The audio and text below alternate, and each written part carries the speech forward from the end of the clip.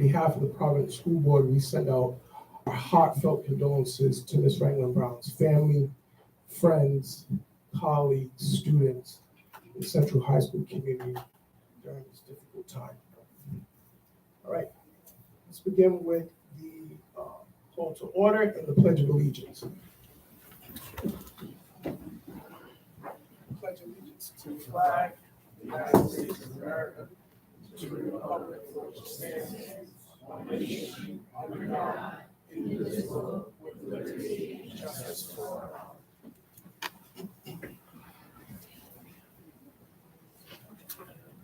Next is the roll call. Mr. Clerk, if you could please call the roll. Yes, sir. President Thomas? Present. Vice President Garcia? Present. Secretary Dr. Santel? Present. Mr. Escobar? Present. Mr. Ayaveni? Present. Mr. Nunez? Present. Mr. Stevens? Present. All present, sir, we have a quorum. Thank you. Next on the agenda is the superintendent's comments, and as you know, the superintendent is not with us this evening. Mr. Scott Sutherland will be delivering the district's remarks. Mr. Sutherland. Thank you very much, President. Good evening, Providence Public School Department community. Before we continue tonight, I'd like to take a moment of silence as well for us to collectively recognize and mourn the 20 beautiful children and 6 remarkable adults who lost their lives 10 years ago at Sandy Hook Elementary School, and to keep those victims and their families in our thoughts and prayers tonight.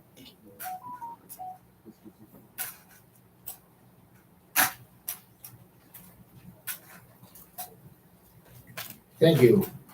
My name is Scott Sutherland, Chief of Staff for Superintendent Dr. Javier Montanez.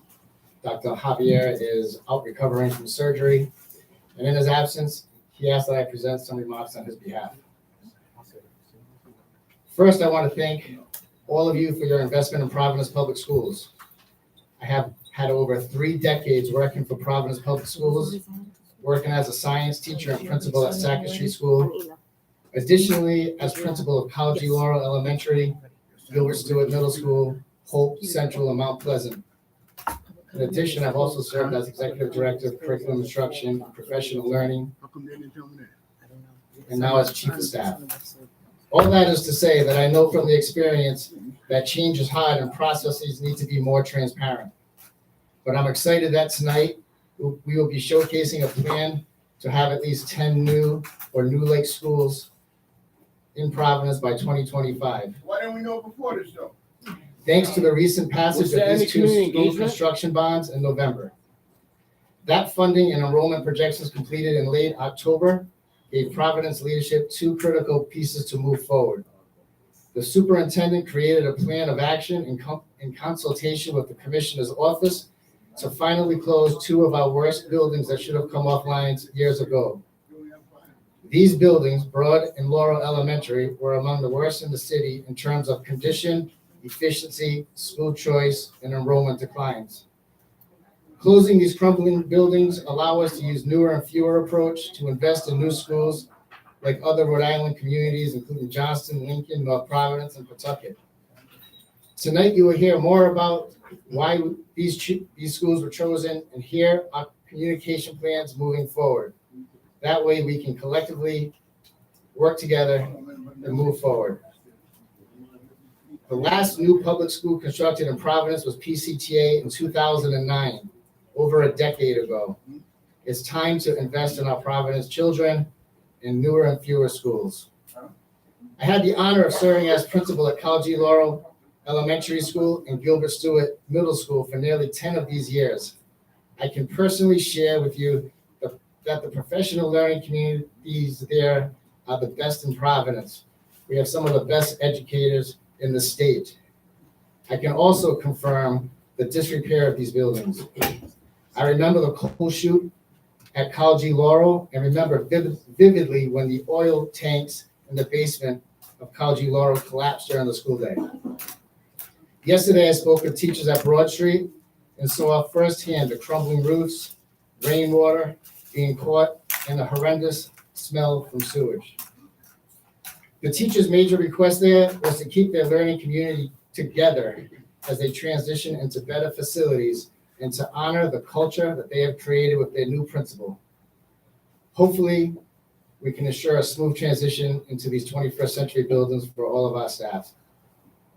As we announced yesterday, this is a $500 million plan will result in 10 new or like new buildings in our city. I have been in Providence for over 30 years as an educator serving this community, and this is by far the biggest investment I've ever seen. I am hopeful that when you see our presentation tonight, that you will be as excited as we are with the investments we're going to make in our children's future. Thank you, Mr. Sutherland. Next is the approval of the agenda. Before we approve the agenda, I do want to make two edits to tonight's agenda under the executive session. Both items 16 have been resolved. Am I correct with that? That's correct.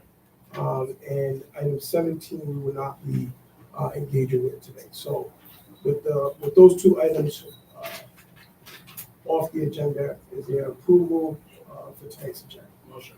Motion's been made by Mr. Escobar, seconded by Dr. Santop. All those in favor signify by saying aye. Aye. Motion carries. Next on the agenda is I have here Armani and PBSD kids, but I don't see it on the board. So we will go to the next item, which is public comment, right to be heard. Before we begin with public comment, I do want to say a few things. So it's my understanding that there were some issues that folks were experiencing signing up for public comment. And if you are here tonight, and you were one of those who experienced an issue with public comment, you will have the opportunity to speak here this evening. As customary with every school board meeting, each individual will have 3 minutes for public comment. That's to ensure that everyone has an equal time allotted to speak. So we'll start with the folks, Mr. Kushner, that signed up for public comment, and then if there are others who did not sign up for public comment, then we'll have them come forward. The gentleman that's sitting up front here, Mr. Buchanan, I'm going to ask Mr. Kushner if he could come up first to speak. He and I spoke prior to the board meeting. I know it was quite a challenge for you to be here this evening, Mr. Buchanan. We appreciate you joining us. So, sir, if you could please step forward here to get us started with public comment, and then Mr. Kushner, will go to you for those who signed up for public comment, and then anyone else here who did not sign up for public comment through the portal for any technical difficulties, we'll make sure that you get an opportunity to speak as well.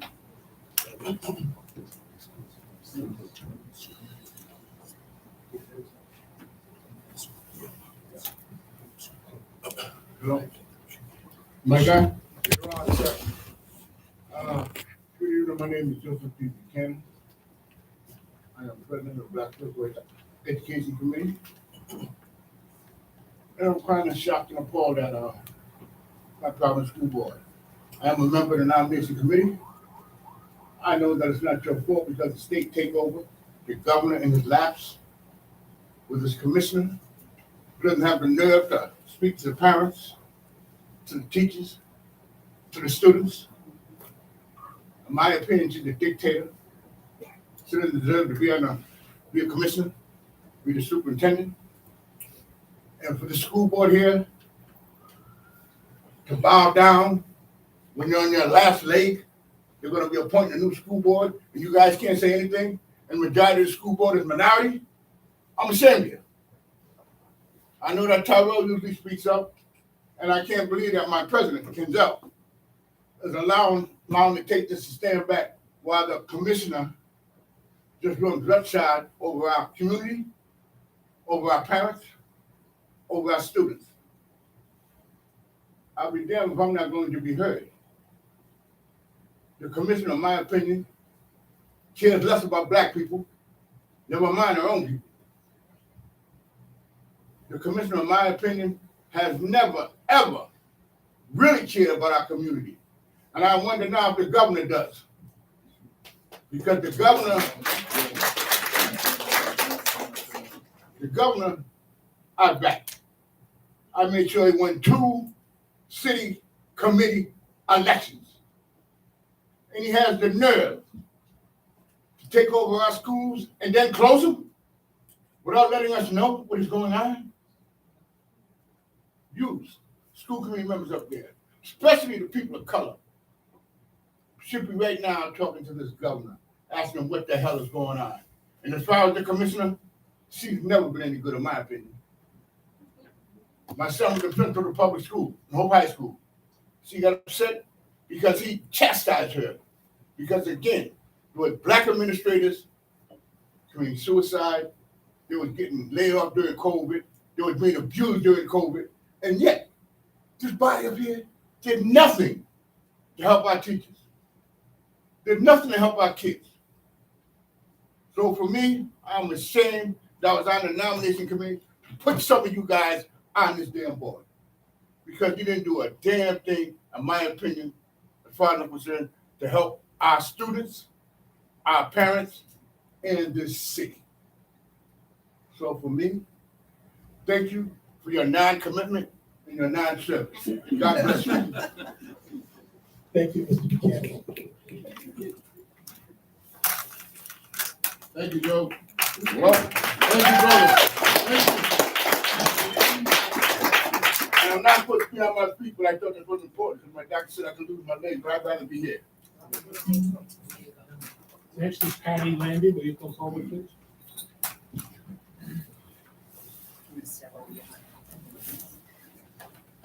Tough act to follow. Sandy, thank you for joining us. Oh, you're welcome. I'm Patty Landy. I started my career in Providence schools in 1976 as a kindergarten student at Kennedy. Graduated classical in '89, came back in '94 to start my teaching career. I feel for these schools being closed because it happened to me twice, I think, at Forts. School is more than a building. School is a community. It's the touchstone of the neighborhood. It's a place where students return to visit. Students are always welcome back.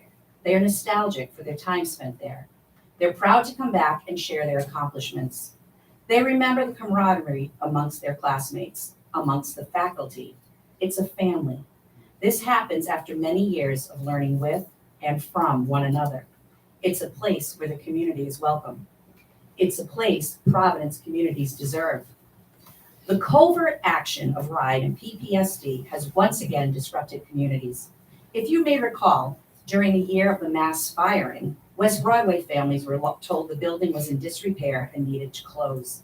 That was a lie. In fact, now there's a thriving community there. It turns out the repairs weren't so costly.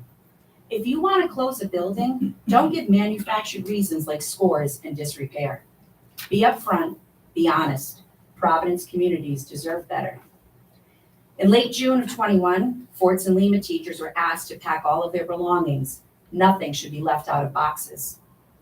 Unbeknownst to the families, students, and faculty of these buildings, a big box charter had already been given the go-ahead to take over the Forts building. Our boxes were thrown in the gym. We had to climb over them to find our stuff. The community that was displaced had no advance warning. Providence communities deserve better. If something is happening that will affect my students, I give them a heads up and an explanation. This happens because I respect them and want what's in their best interest. I don't tell them lies. In order for us to thrive as a group, we need clear communication. The complete lack of respect for our population is unacceptable. When are the lies and deception going to stop? Enough is enough. Providence communities deserve better. Thank you. Thank you, Sandy.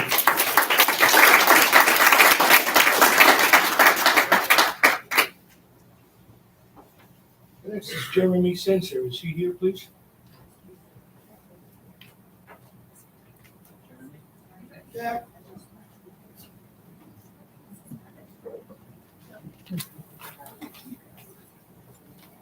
Senator, thank you for joining us. Thank you. Good evening, members of the board. It's pretty simple. Family, staff, and the school board as well must be involved in decisions to close schools. That's right. Period. It's really that simple.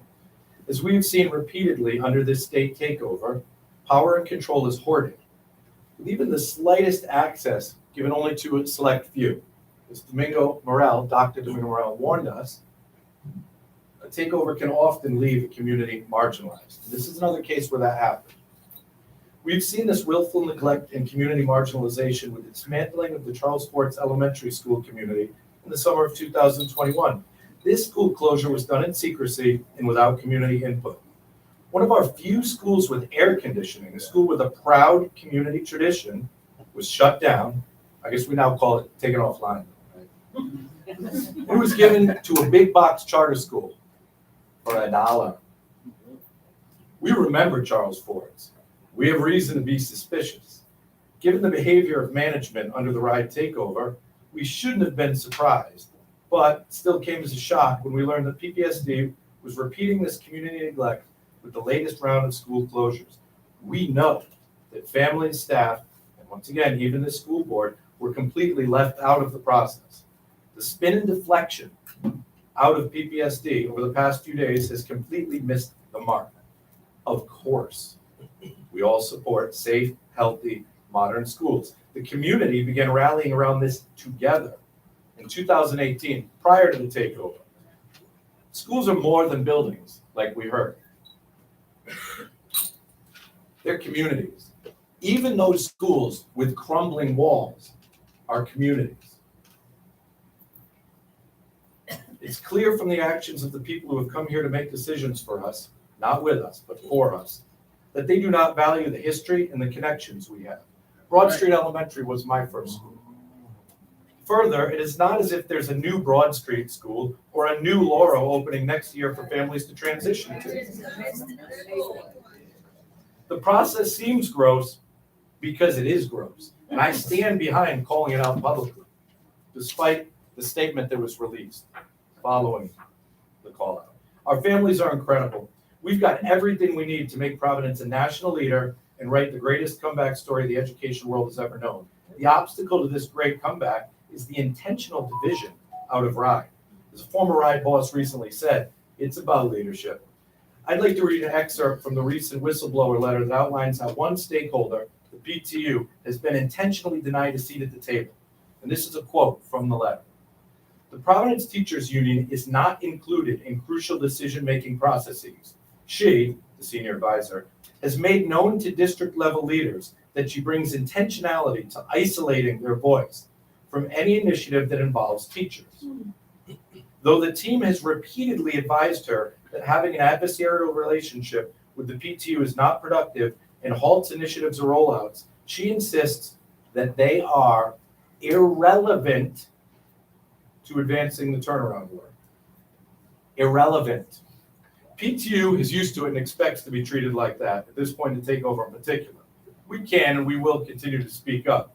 It's not about sowing turmoil, as we've been accused of. It's about advocating for all stakeholders to have a voice. Right. So you do that to us, but please don't allow our families to be treated as irrelevant. As a board, please exercise your power through your voices and demand better from state leadership.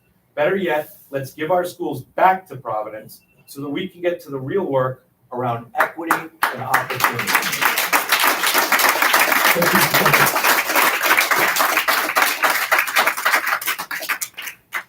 Thank you, sir. Next is Adriana Padarroyo. It's not one here, but thank you. Go get them, girl. Adriana. Thank you for joining us. Hello, members of school committee. I am here to speak on behalf of those who don't even actually know what's going on, to represent families, staff. So obviously the schools that people say are crumbling, whatever that is, the biggest issue is, again, the lack of transparency and not knowing that any of this was occurring. I would also like to call out the fact of what Nick did. I thought that was not professional, and we should not be having cattiness or intimidation or scare tactics. I'm sorry, but if you have a difference with somebody, you don't go posting that on the school department page. I didn't think that was okay, because we all have the right to know that schools were closing. Other than that, all this shows is you fear the people who are afraid to speak up. And let me tell you that there's few who actually do so. Right. Tell them, girl. Yo hoy vengo representando las familias que a lo mejor ni sabe lo que está pasando. Okay, so ever since Angelica came and her team has come, there has been nothing but a lack of support, a mass exodus, and schools are even worse, and this has been disastrous. I've said this numerous times at oversight committees, school committees, and truthfully, it seems like it's falling on deaf ears. You guys, honestly, it doesn't seem like she really actually values you, I'm sorry to tell you so. She goes on the news and it just seems like she kind of just feels like she's untouchable and can do as she please, which honestly, that's a disgrace to all of us. She has caused pure deception, lies, and lack of accountability. That's all we see from her. We honestly deserve better, our families and our children. Hemos testificado en varios sitios y se siente como no hay esperanza. We feel like we have a lack of hope. There's no compromises, there's no agreement. All it seems to be is just pure disagreements. I ask for the people, such as Angelica, to actually step their foot in these families' shoes. Remember who you're serving. You serve the community. So set aside your differences, learn to actually have everybody join the table and be a part of the process. That's all we want, to be a part of the process. And I don't think that's much to ask for. Estas familias se merecen mejor. Deben de ser parte del proceso. No básicamente que no los dejan ser parte del proceso y los sacan del proceso o no los informan. Telling people if they don't like how things are and they can go elsewhere is also not okay, because that's also been out there. We may have our differences in schools, because I actually work at one of the schools, but at the end of the day, we set our differences aside and we remember that we serve these children and that's why we're there in the first place. That's what's actually kept me in the department for so long, the children that I serve. The only way to fix these things is to say the wrongdoings and not dust them under the rug. It's time that we come together because unity is key and division never solves anything. So I would honestly like to ask every single one of you and whoever else may hear that we need to hold Angelica accountable. The state takeover seriously needs to end. And we just deserve better so we can. Thank you.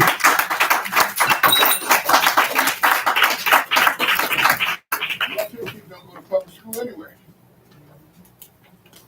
Thank you. Next is Victor Capean. Capion. Do the right thing, Victor. Capian, thank you. Thank you, sir. Good evening, members of the school board. Victor Capellan. I am a former employee of the Rhode Island Department of Education, former employee of the Providence Public Schools, proud graduate of Central High School class of '88. Today, I'm speaking to you as a resident of the city of Providence, and I'm looking forward to the presentation that you have tonight on school facilities.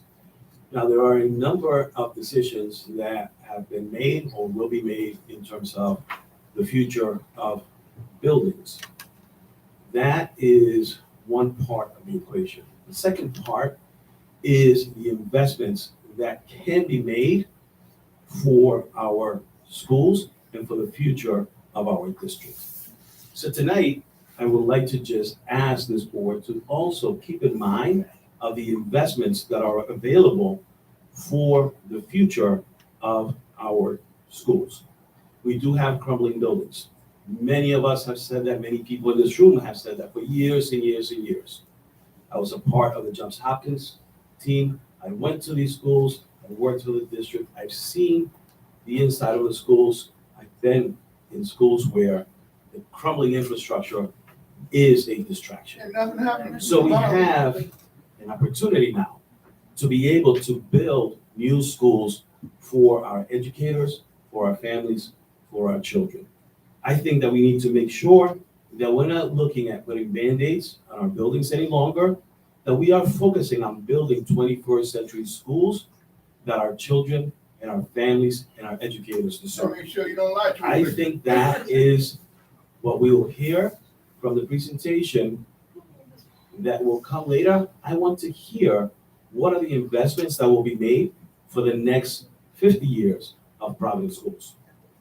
I went to the presentation that they did last week or the week before. There was a number of community engagement meetings.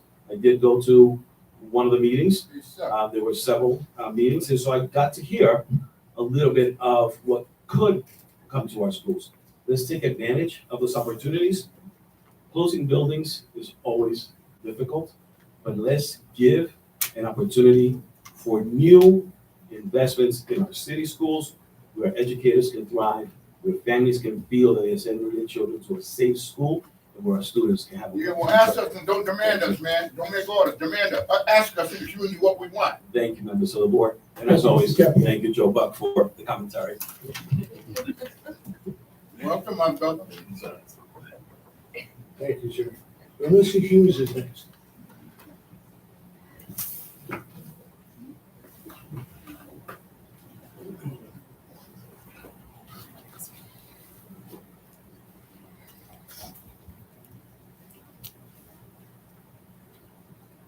Thank you for joining us.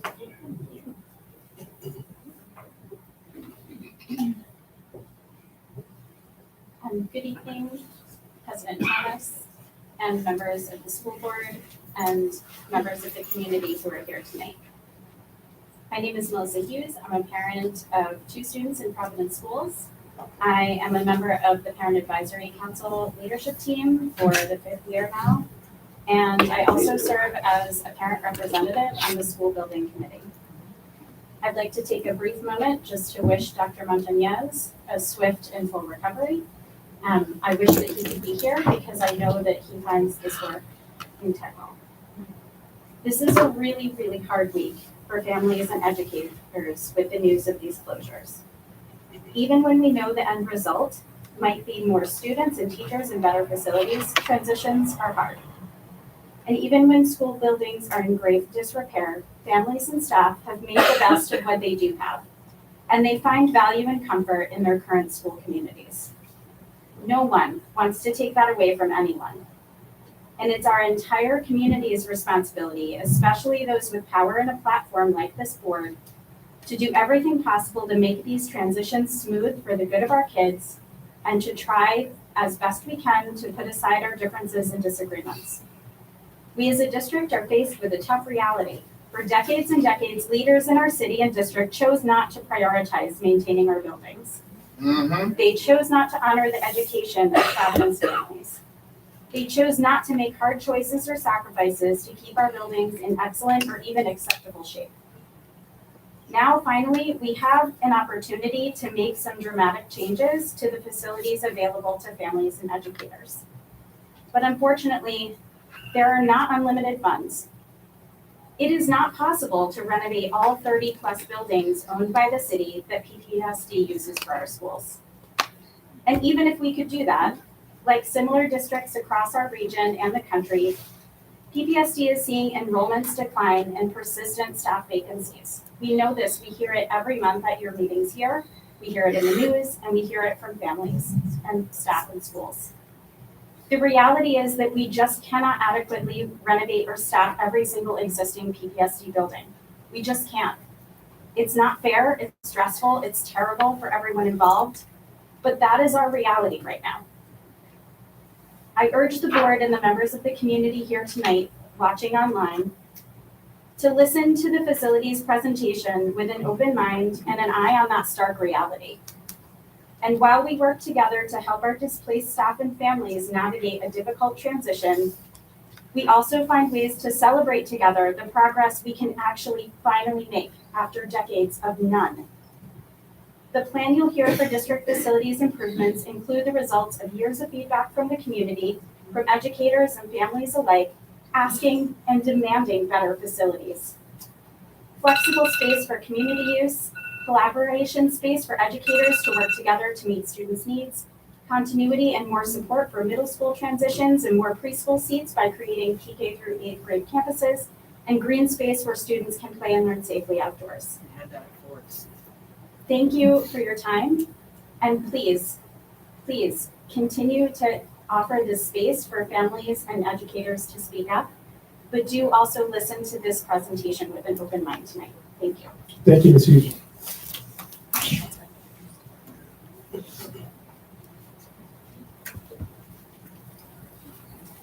Thank you, Ms. Hughes. Maribeth Calabro is next.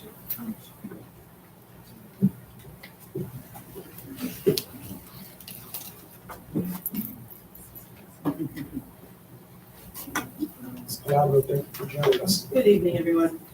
I had a impassioned and brilliant, if you will, speech prepared. But as the day progressed, after being with the Feinstein and Broad Street teachers last night and watching the tears and seeing the anxiety and the angst in their eyes, and then hearing that the commissioner made the statement, two statements actually, about this going through the building committee and the fact that she believes, I believe it's quoted in the paper as the headline, board has no say on school closings. I decided to do something that I do best, which is research. And so, although the commissioner believes today or yesterday that the board has no say, she engaged in a memorandum of agreement with this board in May of 2019. Yes. Oh, yeah, May of 2019. The premise of this is in accordance with Section 493 of the Rhode Island Department of Elementary and Education RIDE School Construction Regulations, the Providence School Committee and RIDE hereby enter into an agreement with respect to the approved project and construction of the Providence School District. So in 2019, you are a party to a memorandum of agreement regarding construction in Providence Public Schools. In that memorandum of agreement, Carl G. Loro was earmarked for $28 million in renovations. Feinstein Elementary at Broad was earmarked for $4.4 million in renovations. And the Gilbert Stewart Middle School that is now being phased out, even though they just started with their dual language program, was earmarked for $11.7 million in repairs. So in 2019, over $50 million was earmarked to update the facilities in those schools. I have looked at every single agenda and minutes from every single school committee building meeting since last year. In fact, Ms. Hughes, who just spoke in, I believe it was June, but I'm not positive, let me look, stated in the minutes that this information should be shared with the public and the school board so that they can get energy around these things. Not one single agenda, not one pair of minutes is Feinstein at Broad scheduled to close, nor is Carl G. Loro, and certainly not Gilbert Stewart.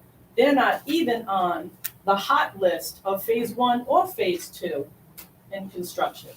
So tell me, please, make me understand how these three schools popped up out of nowhere. And by the way, the last school building committee meeting was in November of 2022.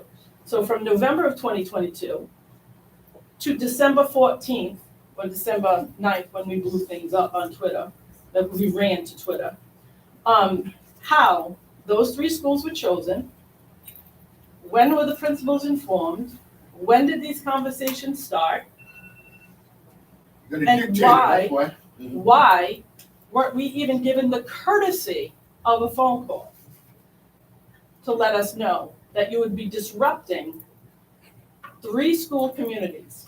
Actually, it's more than three school communities because currently Carl G. Loro houses William Debate School, who is offline because they're being renovated, and part of Spaziano because they're being rebuilt. So that's three schools in that one building and the other two elementary schools. How is it when thousands of kids are being impacted, families have not been contacted? How is it when hundreds of kids are going to be moved? Oh, and then the comment that really set me over the edge yesterday was that they will be going to move to 21st century schools. Where are they? Because nobody's built them yet. So you're going to scatter those children across the city, put them on buses from their community schools, and they're not going to Clean, Warm, and Dry. They're not going to 21st century schools. They're going wherever there's room for them.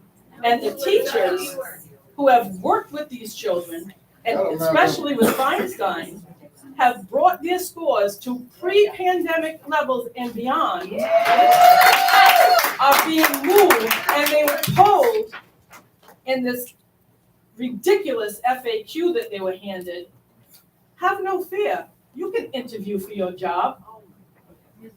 So they're gonna be moved, and they have to interview for schools, but what they fail to tell people is, when you're a dual language educator, you have a specialized certification.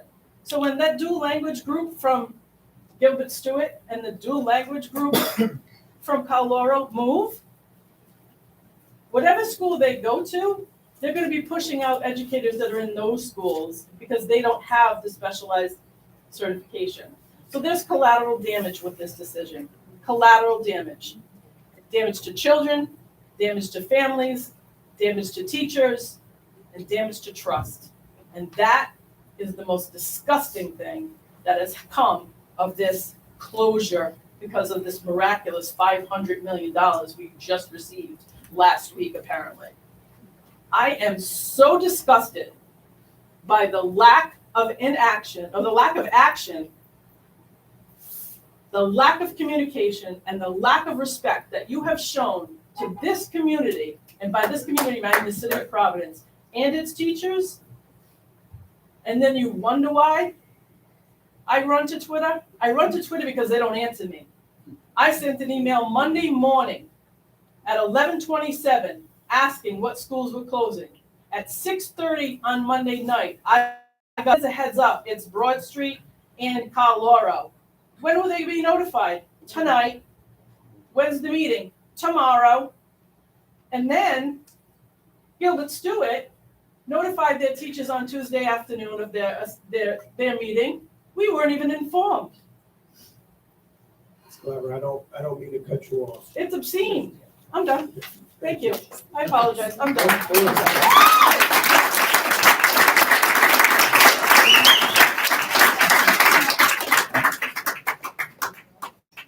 Mr. Kushner, does that conclude the folks that actually signed up? Yes, it does, sir. I have nobody else.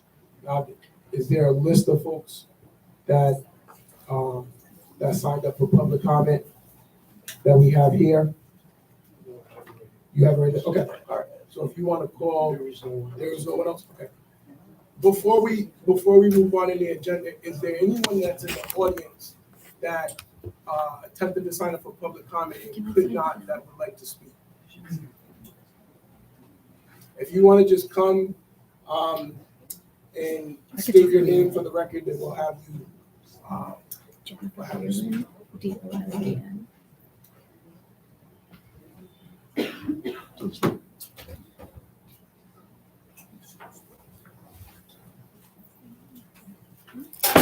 Yes, please.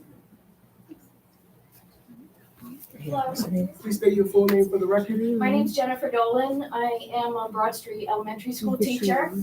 Ms. Dolan, thank you for joining us. Basically, I'm here today. I want to be a representative for the school and the students that I work with. I just want to begin with one question that I want you to think about.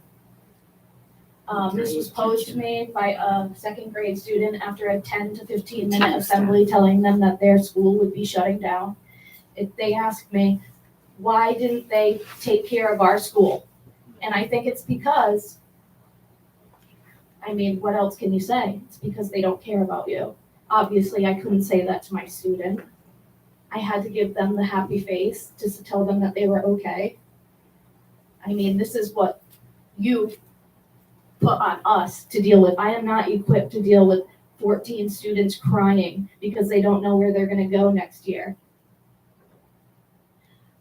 I understand that our schools are not up to par, but how Providence Public Schools went about it was completely disrespectful. I have been at Broad Street since I'm a substitute teacher 8 years ago. I'm on my 8th year now, and I think I have the lowest seniority, or I have the lowest amount of years in our school. So this is how you treat our longevity teachers. It's saddening. I mean, this is our lives. This is our community. We show up for our kids. If you've seen that our school is crumbling, for this long? Why hasn't anything been done about it? What can I tell my students when they ask me where are they going? What are they going to do? Where do their teachers go? So I just wanted to provide you some insight into a second grade classroom in Broad Street Elementary School today. It was sad. Let us continue teaching them in a moment like this. How can we do that? So basically, I'm as a teacher, I just feel extremely disrespected in the manner that this has been presented to us. I mean, I'm sorry, I'm getting emotional because these are my students that I've worked with. And I have no answers to give them, and I'm their teacher and I should be there for them. How can I give them some support when I don't even know where I'm going next year? I mean, I've been a Providence public school teacher for 8 years now. I am a Providence public school teacher. You're gonna make me reapply to gain a position that I already gained 8 years ago? You vetted me, you looked at my resume. I think it's silly. I mean, where is the respect and the transparency? I just don't get it. I mean, this is how you treat your teachers who've showed progress in their RICAS scores, extreme progress, third, I think, in the third best in the district for growth. This is how you repay it? Do you expect that there's going to be lower RICAS scores next year after you disrupt their learning and their community and send them wherever you can fit and sardine can them into classrooms? I mean, it's sad. These kids are not their ID numbers. They are people. They're our students. It's just a very sad thing of what you're doing and how you're treating your community. Thank you.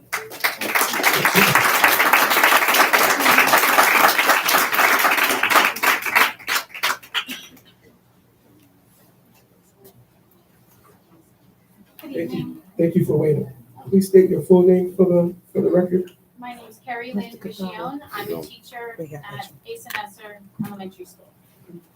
I just wanted to bring light and talk for a moment about another type of dismantling that's happening in the schools. We've been focusing on the physical structures, but I think it's important that we recognize the dismantling that's happening inside the schools with our curriculum, our education, our expectations of students and teachers. And in case you didn't get a chance to read the Johns Hopkins report, the school that I work at now and have worked at for the past 8 years was designated as School E in the report. School E did not have one negative comment. It was really lauded for the instruction that was happening, the collaboration that was happening, the student engagement, and our growth, everything that was going on. So when the takeover began, the commissioner came to our school and she told us we were the model school. We were going to be what every school was going to be taking after, and this is how it was going to be. Here we are. We have had everything stripped of us in that school. We have had classroom autonomy. We have had best teaching practices. We have had curriculum and programs stripped of us. We have had our ability to speak up and speak out and push back. We have had administrators whose hands are tied. They know what best practices are, but we're not allowed to implement them because we have to follow the micromanagement and protocol that is expected of us that is unsustainable.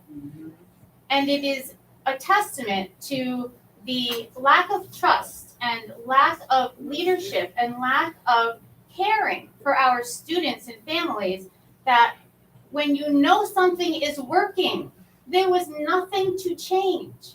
It was working and it was taken away from us. And it's sad. And many of the teachers have left. About half of us remain. And we walk into school every day and we have to hide the heavy hearts we have because we're there for our students. We continue to be there for our students. We will always show up for our students, but it gets harder and harder every day. And so these schools that are being taken from us physically, That's heartbreaking. It's happening inside the schools as well. We need to be aware that teacher voice is student voice. We speak for our students. We don't speak for ourselves. And we need to be heard so that we can do what is best for our students. Thank you.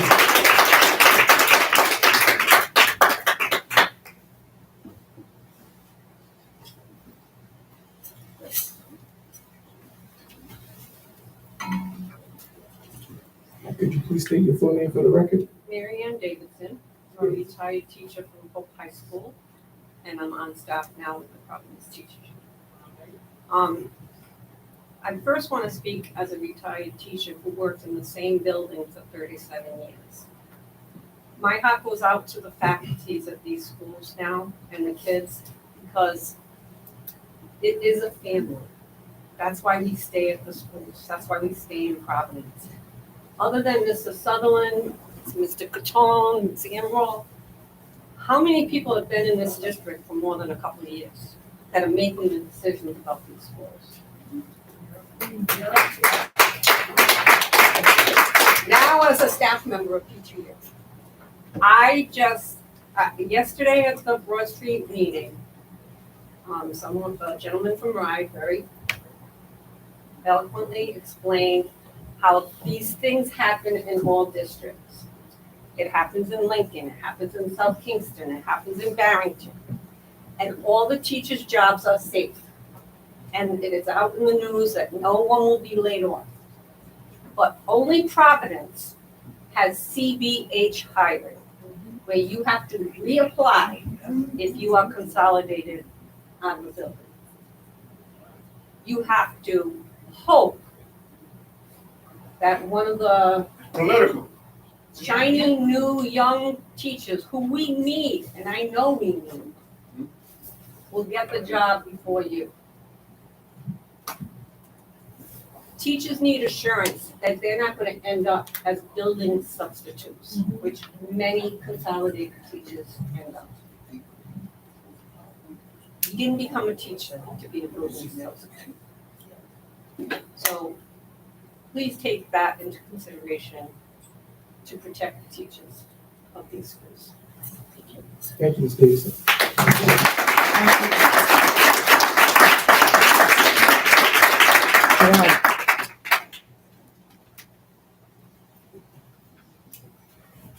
Good evening. Just state your full name for the record, sir. I will. Gerard Catala, President-elect of the NAACP Providence branch. Thank you for being with us. Thank you.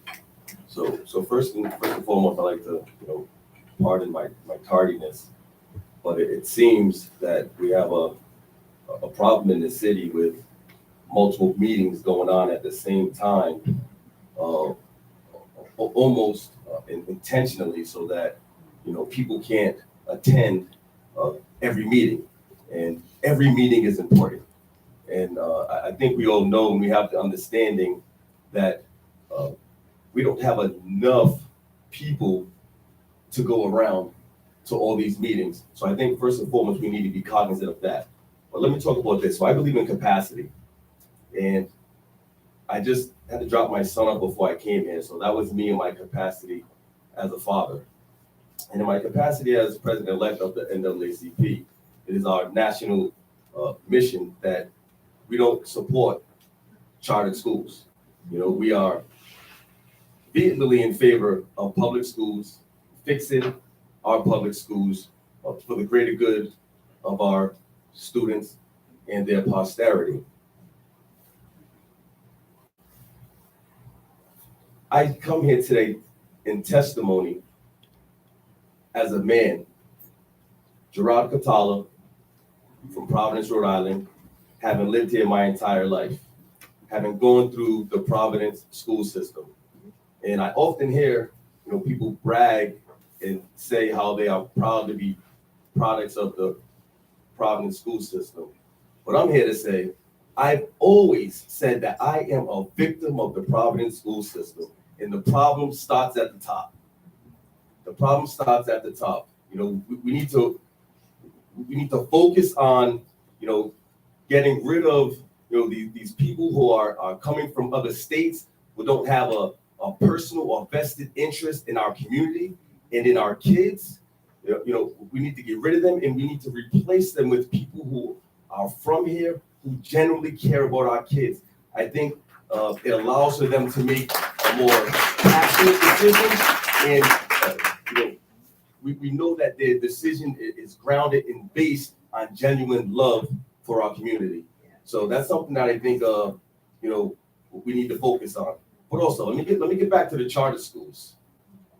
So here's my concern. We just passed $125 million to renovate schools. So, though I don't know this to be true, so I'm going to pull this as a hypothetical, but here's my fear.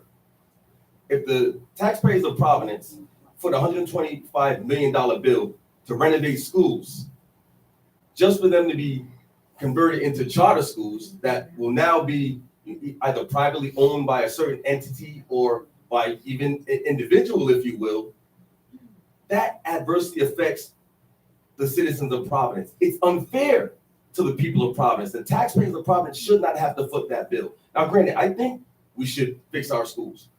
We should have been doing it. I mean, Classical High School, we say is one of the better schools in the country. I mean, and you walk in there, they have hallways with mold on it. That's completely unacceptable. I see scaffolding going up all around the city and sit there for 10 months, but then I don't see any work getting done. So, and I realize that's my time.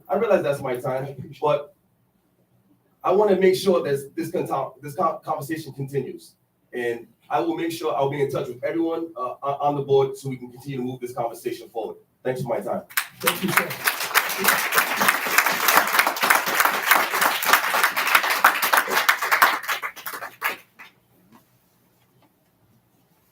Good evening. Could you please state your full name for the record, sir? My name is David Pierre. I'm a member of the Black Political Action Committee. And as someone who was an attendee, ironically, one of the signs over there said Carnegie Laurel and Gilbert Stewart.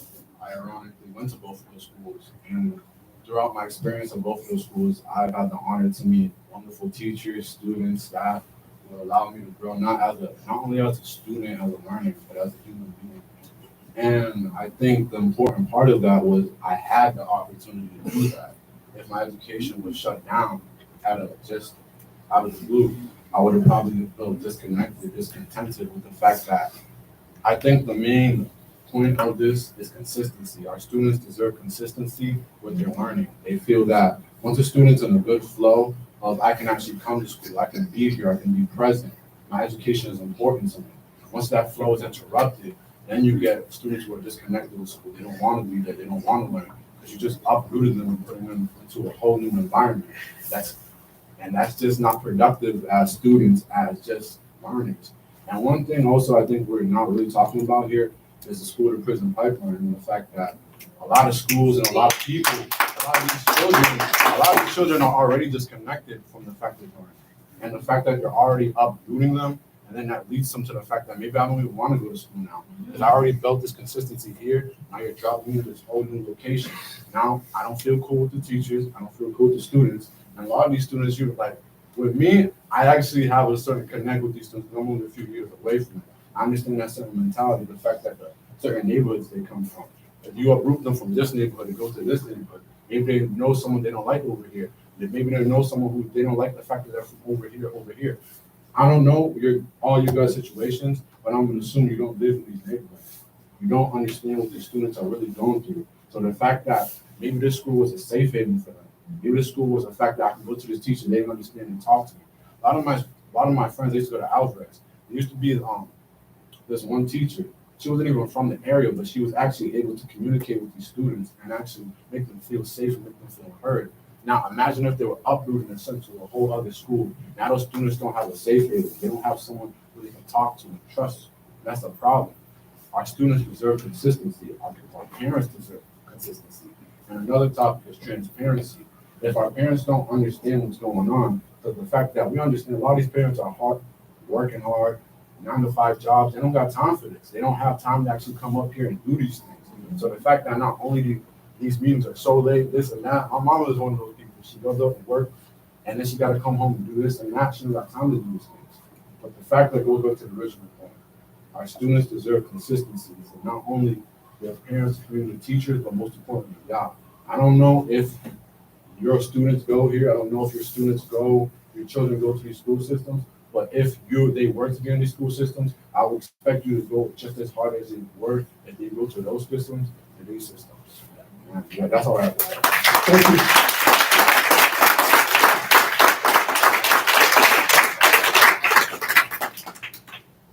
Is there anyone else in the audience that didn't sign up for public comment but would like to come forward and speak?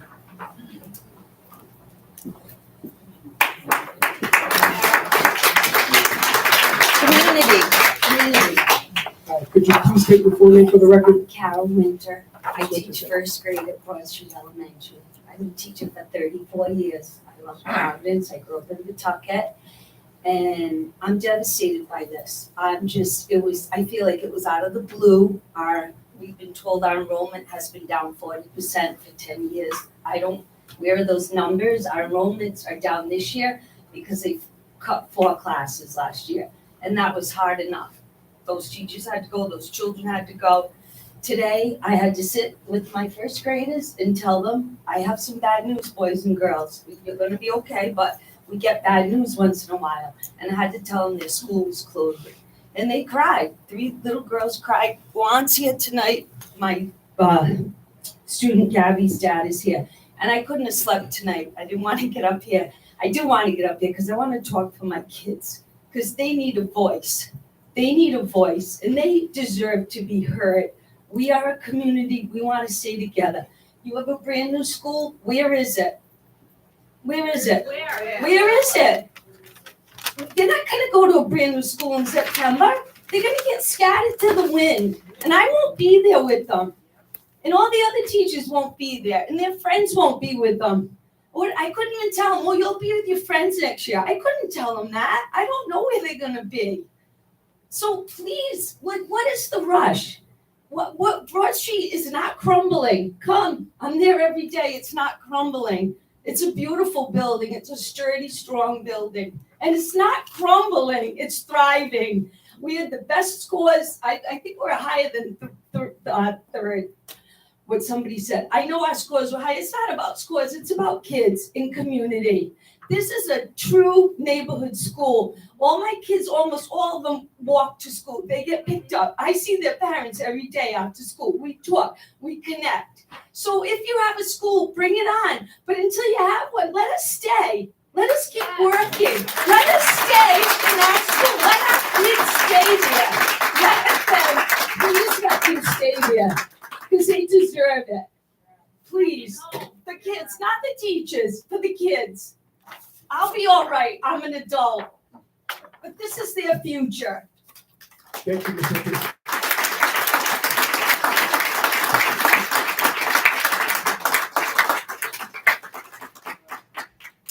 Can't wait for the new school board to get here. Is there anyone else in the audience that didn't sign up for public comment but would like to come forward?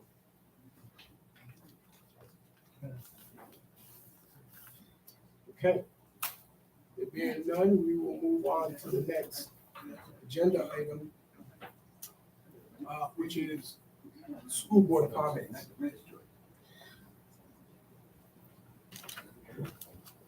I'll just wait for you, Mr. Fisher. Yeah.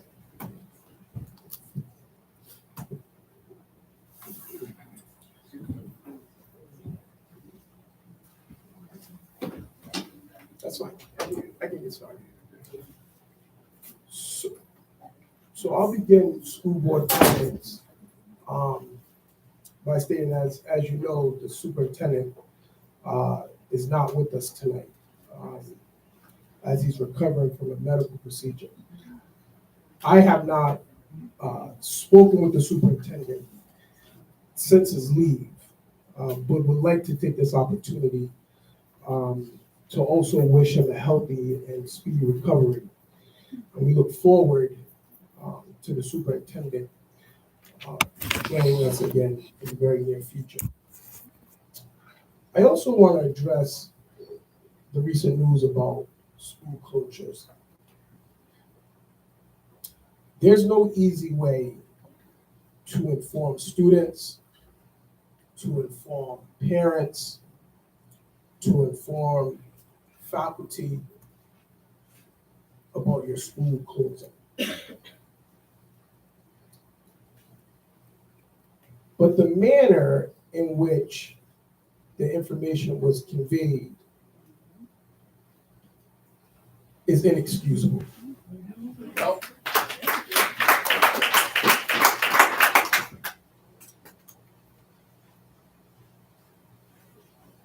There can be excitement about new school buildings.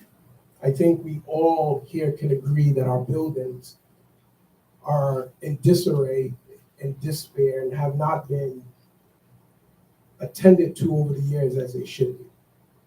But if the state take over and the governor don't care, However, you're not responsible. The governor is, and the commissioner is. the manner You in don't which, have any power at all. This school board has no power, none.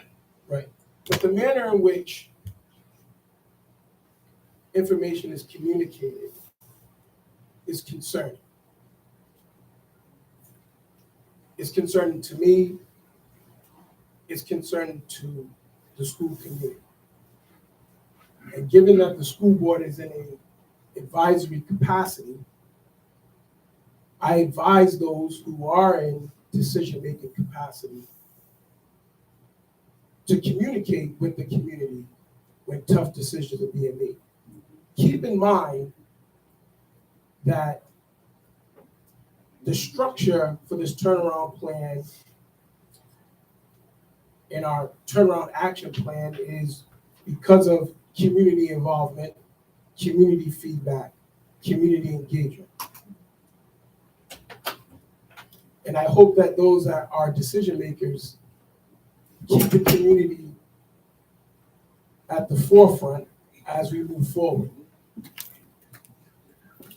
Because what will happen is it will erode trust in the community, erode trust with those that we trust with our children. Especially when you got people like this that look like us, aliens up there. You're our community and you failed us. I look forward to tonight's presentation, and I hope that tonight's presentation brings us some answers to some of the burning questions that we've had. But tonight's presentation will not change the fact that the way this information was communicated is inexcusable. And as a board, we will continue to hold those accountable who are in decision-making capacities to ensure that communication to the community is timely. She's always been a dictator. She's not gonna listen. She's a dictator. That Get rid of her. That concludes my comments. And I will open it up now to my colleagues for additional comments. I see Dr. Santow, and then we'll go to Mr. Stevens, and then to Mr. Mahingo. So I keep finding myself coming to these school board meetings angry, and I'm angry today. And when I'm angry, I swear. So I wrote out. Yeah, all right. I'm not going to do that. So I wrote out what I wanted to say, so I don't. That way they can't blame me. Go ahead. So forgive me, I want to read something real quick. So recent events have demonstrated a consistent lack of both transparency and accountability from the commissioner and RIDE. This is the case for the issues around morale, effectiveness, and retaliation in this building, including the deeply problematic leadership of the superintendent, senior advisor, past and present. It is the case with regard to the refusal by the superintendent and the commissioner to take these issues seriously and to exercise responsible leadership in seeking out the truth and, where relevant, admitting fault in order to heal wounds and improve the work we do. And finally, it's the case with regard to the proposed closure and consolidation of schools. If it wasn't for the PTU posting on Twitter about it, I wouldn't have known about it. That's how outside the loop the school board is. There may very well be a logical, responsible, and well-considered comprehensive plan to shift students and educators into good buildings over a period of years. organized around an attendance and transportation policy focused on community schools. I've worked on those issues on the board since 2016. I know there's an argument for it. But I don't know if this plan is good. None of us do, because we haven't seen it. I'll watch the presentation tonight with an open mind. But the problem at the moment is process. In a democracy, process is important. It's about respect. Process is how we make equal respected persons a reality. But it's also the best path to good lasting policy that is seen as legitimate in the eyes of the people, even if that path is long and slow. The schools belong to the people of this city. They do not belong to RIDE. They do not belong to so-called public charter schools and shouldn't be given away to them. Not by RIDE and not by a lame duck mayor who hasn't stood for election. That's right, that's right. They are attended by the children of the city, including my own. Democracy imposes an ethical obligation on our public officials to involve those most affected in important decision making. Even if the law doesn't require a moral obligation does, good leadership does. But just as important, public officials, like all of us, don't know what they don't know. When you don't involve the people most affected, when you don't value their experiences, hopes, dreams, and fears, you miss out on valuable information. You make mistakes. You don't get buy-in and support, and you write bad policy. American cities learned this during the era of urban renewal, and we're repeating it now. There are people in this room, including me, who have been advocating for better school facilities for years. Where does the commissioner think all this bond money came from? I see people in this room, PTU members, other people who've been fighting for this for 6 or 7 years. Where did this bond money came from? It came from teachers, educators, parents advocating for this. People are not opposed to clean and healthy schools. Our educators work in them. That's not the issue. That is not the issue. The bond issue came from the people of this city. Okay, the commissioner didn't create that. School board policy for half a century, got it right here, has taken the position that closing and consolidation is, quote, a matter on which the community and the parents must be given an opportunity to be involved in the decision-making process, unquote. Must be given the opportunity to speak at hearings and may be involved in discussions to, quote, ensure the orderly transition of students to other schools, unquote. We can do our best here on the board to provide a forum for this with or without RIDE. If insisting on democracy, inclusive, transparent, and accountable leadership is sowing turmoil, quote unquote, then I am happy to sow it. One does reap what one sows after all. I agree that the availability of bond money is a great opportunity for our kids and our educators. Let's see if we can take advantage of that opportunity in an inclusive way that is sensitive to those on the front lines of transition and change and saves our buildings for public schools, not charter schools.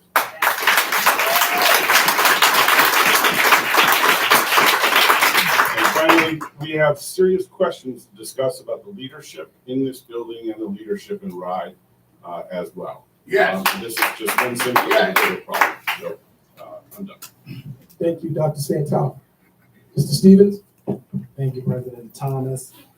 Thank you to the community. Can y'all hear me? Thank you. You're one of the few that speak out, that has guts. Appreciate that. I first want to mention, I know the closure of schools have sort of took fast steam and took over a lot that's currently going on in the district. But I do want to inform people, I hope that upon the superintendent's return, this board will pick up the allegations against the senior advisor. I don't want that to go unknown. We will hopefully still look into that because that's unacceptable. But I just wanted to sort of talk about communication. And for the board not to be aware of such communication of schools closing is really, really disrespectful. And then for communication to go out, I went on a record of saying that despite what anyone says about this district, despite who it is, the district ought to always take the high road and be the bigger person. And I don't want a lot of people, I'm gonna be honest with you, to come at Nick. And the reason why I say that is due to the fact of I know that Nick was told to write. So I don't want people to come at Nick for that because he's not responsible. But the same way 8 educators spoke up about what's currently going on in the day-to-day operations, I can fully understand how the commissioner or Joan, oops, should never said her name, could have told Nick to write that letter. But moving forward, I think, and I'm in full support in my advisory capacity, we are here to advise, and that's what's in the Crowley Act. So in order for us to advise, we have to be given the information and then advise on it. I would advise, nor do I think the commission is probably gonna listen, that the schools don't close and that we bring it back to the community and table the schools closing at the end of the year. Now, it's important also that the community, and President Thomas went on the record of always saying this, that they stay consistent and come to these open forums. The reason why it's easy for things like this to happen is because the community isn't consistent. And you have to stay consistent in order for change to occur and for change to take place. And that's one of the bigger issues that go on in this community. Now, I'm not trying to diminish any work that has been done, schools being rebuilt, but what I'm trying to say is we have to be transparent. That it's all about being transparent and having input, just like we had input in creating the turnaround action plan. It has to stay like that. And as I always say, and I've been public of saying it, I feel disrespected when people from the outside come into this city and they make decisions based upon what they think is best and how they think we should sort of go about it. And I think that it's highly disrespectful for someone from New York or someone from Connecticut to come and tell the community what they're going to do with no ifs, ands, or buts about it. So, like I said, in my advisory capacity, I would advise the commission, I hope the news gets this, that they table the schools closing upon getting and receiving community involvement. You need community involvement, and community isn't just the parents, it's not just the students, it's not just the teachers, but it's the board, it's the city council. I see council members in here. That's what community is, and that's what it's all about. So, like I said, I really, really do hope that moving forward, we can be transparent, because it's only gonna make things worse. And yeah, it's only gonna make things worse. And we really, really need to take that into consideration, because I'm gonna be honest with you. Yes, I'm always on the news, and yes, I'm always out in the public, which I should be and should be doing, but it gets tiring. I get tired of doing that. If there was only transparency, I wouldn't have to do that. I would not. Yeah. But when we have staff members that are in the executive cabinet that are scared to say hi to me because they've been told not to, when I can't go into schools because we've been told as board members that we have to go with the assistance of the superintendent, there's no way that can sort of happen.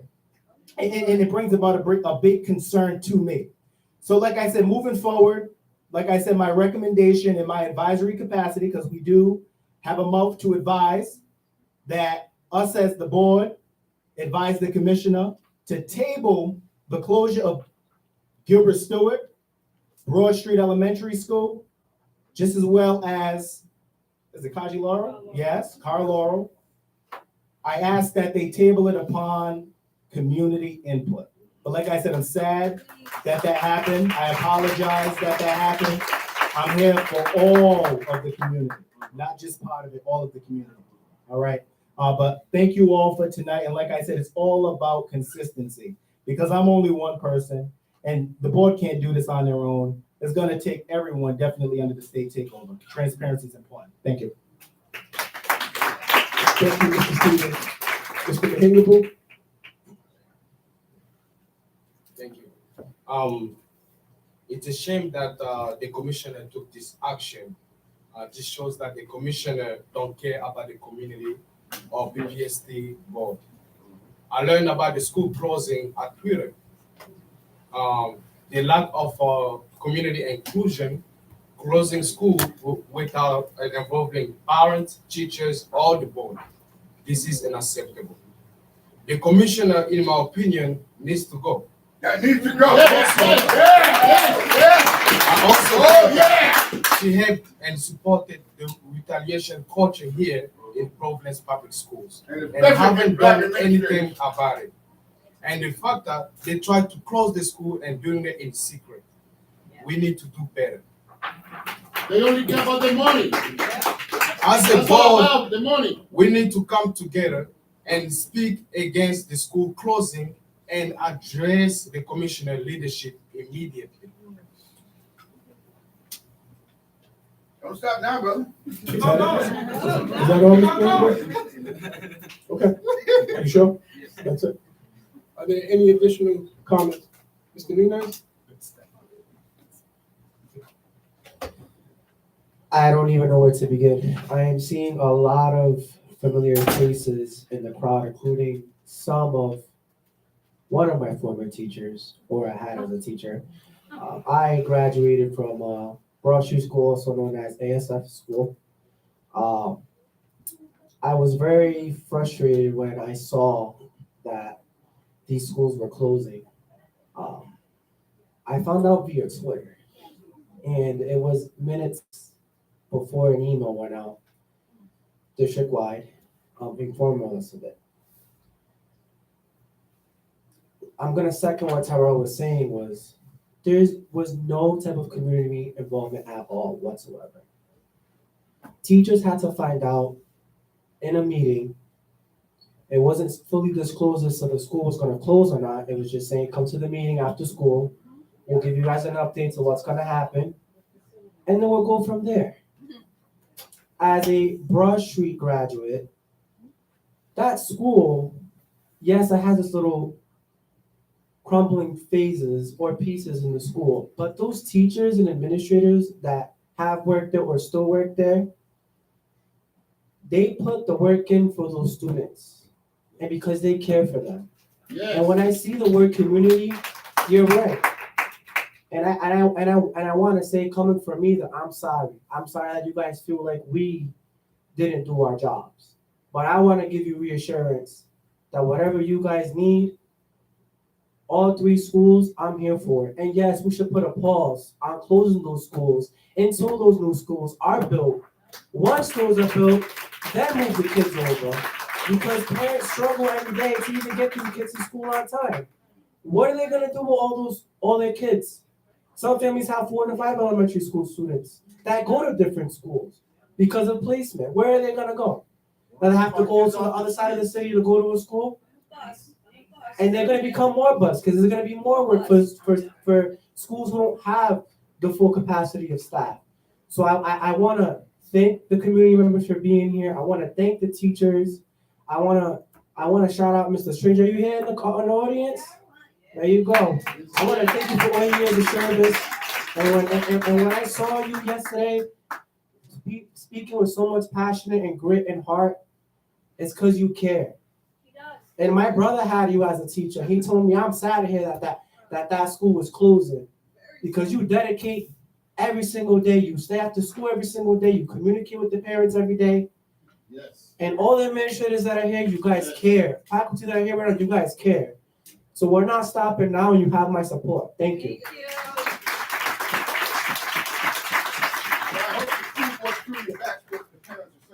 And let the commissioner know. Thank you. Let her know what you guys really think and stop pussyfooting around. Recorded. Thank you, Mr. Nunez. Are there any additional comments from members of the board?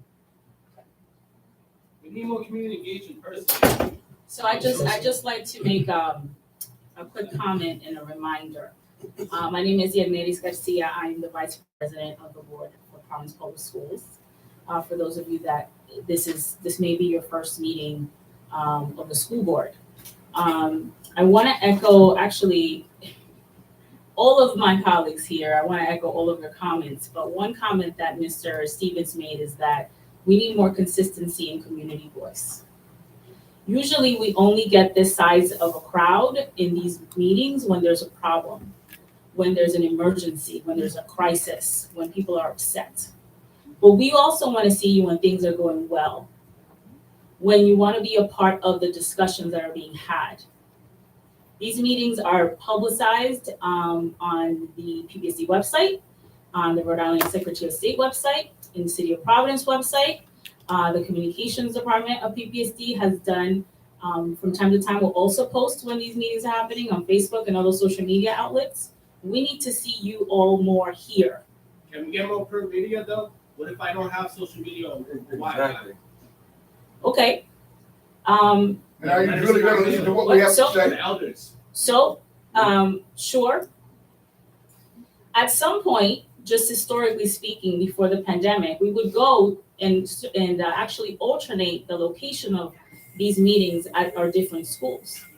We could certainly go back to that, but we would need parents to actually show up and teachers to actually show up at these meetings, at those opportunities. So the reminder that I wanted to make is that the current cycle of the board is ending, meaning that the application to be a part of this board here is open and will remain open until Monday, December 19th. So Google it, Providence School Board application, and the application portal should be there. You should be able to find it pretty easily. It's the deadline is December 19th. If folks are interested in serving on this board, let me tell you that it's a lot of work. It is a lot of invisible work that you all don't see, but that we certainly do week to week. It is work just to be able to keep these meetings going on a regular basis and not let other factors derail us from continuing to convene is work. It is work to serve this community, and we do it gladly. The frustrating part is when we are ignored or when we are cast aside. And at the beginning of this, we jokingly said between each other here on the board that, you know, it's unfortunate that the commissioner is not here because your anger is really at her and not at us. So I want you to take this same energy that is here tonight, and I want you to take it to the commissioner, and I want you to take it to Mayor-elect Smiley, and I want you to take it to the governor. Because we, in an advisory capacity, unfortunately, our hands are tied. The commissioner doesn't listen to us. Can we create a petition, please? Go ahead, let's go. No, You know what, you have my. School board has to sign. That's unfair. If we create it and you don't. You have my number, so well, let's talk after, and I'll give you all. We'll talk strategy. Yeah. Oh, and another government body that you should all be talking to is the Council on Elementary and Secondary Education, which advises the commissioner. So besides the board, right? You have Mayor-elect Smiley, the governor, the commissioner, and the council. And the House Oversight Committee that's meeting tomorrow. So there are multiple avenues. I cannot promise, we cannot promise what the outcome of this is going to be. But while we are still in a takeover, you all cannot let this energy die down into complacency. This time next year, when parents and students and teachers end up wherever it is that they end up, keep the same energy and keep demanding accountability and transparency and equity and fairness out of every school community that you land. And keep that same energy, because once this takeover ends, which it will, it has to, then it's going to be back on us to keep these changes sustainable, to keep progress sustainable. I am leaving the board in January, but my work in Providence is not over. So I urge all of you to just stay vigilant. Form PTO committees, PTA committees at your various schools. Come together regularly. Come to these meetings. If these meetings are inaccessible to you, let us know. We'll have one on a Saturday. That was a suggestion that we made to the current superintendent, and unfortunately, it never happened for this school year. So we, the folks here, are all about community engagement. We all have our own various relationships with school communities. But as a board, there's only so much we can do and we can say. We need you all to push us. We need you all to push them towards a better path. Oh, we'll push it. I think that's it. Thank you. Thank you, Ms. Garcia. Are there any additional comments, Dr. Santos? I just had a question. It's actually a sort of parliamentary question for Charlie. So Board Member Stevens had raised the question of whether the board in its advisory capacity should suggest that the closing of the schools be suspended. Tabled subject to some sort of open process of community inclusion. Does the board have the ability, if someone proposes it, it's seconded, it's discussed and voted on, to actually recommend that, even though it's not on the agenda? My legal answer would be no, but I think the message seems to be heard pretty clearly on that point. I would say no, if there's no action, I think discuss it. Okay, well then just to, I completely agree with what Board Member Stevens recommended. I certainly, I don't think I'm seconding it at this point, I think I'm clearing it. But if we can't vote on it, we can't vote on it, but I agree. I think that's what we should do as well. I think that's the wise choice. There's lots of different ways of making the kinds of transitions to new schools that we want to do here. We've talked about them in the district in years past. This is almost a sort of perfect example of the wrong way to go about doing it. And we need to reboot, tap the brakes, and think of another way of going about this that's fair. Thank you, Dr. Santel. Any additional comments from members of the board? Just one more thing, I think something, and we can talk more offline, President Thomas, but we can also consider is a resolution. Say it again? That's true, I'll stay online. I think something we should suggest as a board is probably holding our own sort of community meeting, if not, sort of recommending or sort of looking into doing a resolution. I know we advise, but we can advise also into a resolution. So we can get back to that hopefully soon. Thank you. Thank you, Mr. Stevens. Any additional comments from members of the board?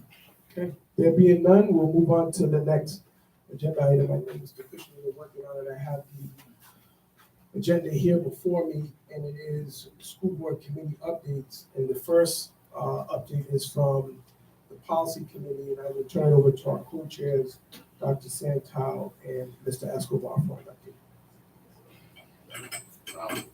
There you go, we'll be here from me again. Let's see. So policy committee actually met right before this.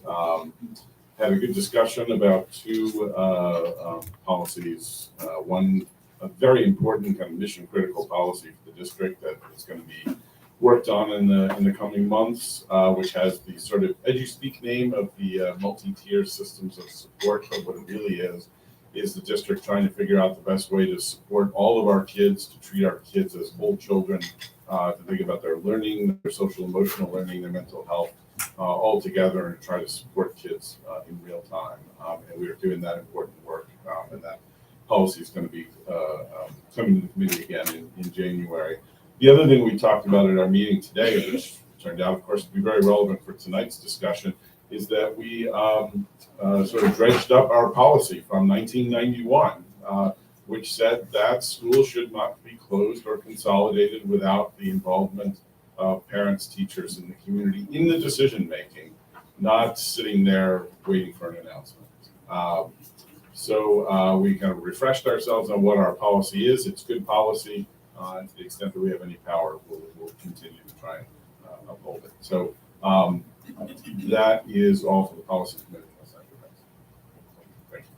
Thank you, Dr. Santel and Mr. Escobar.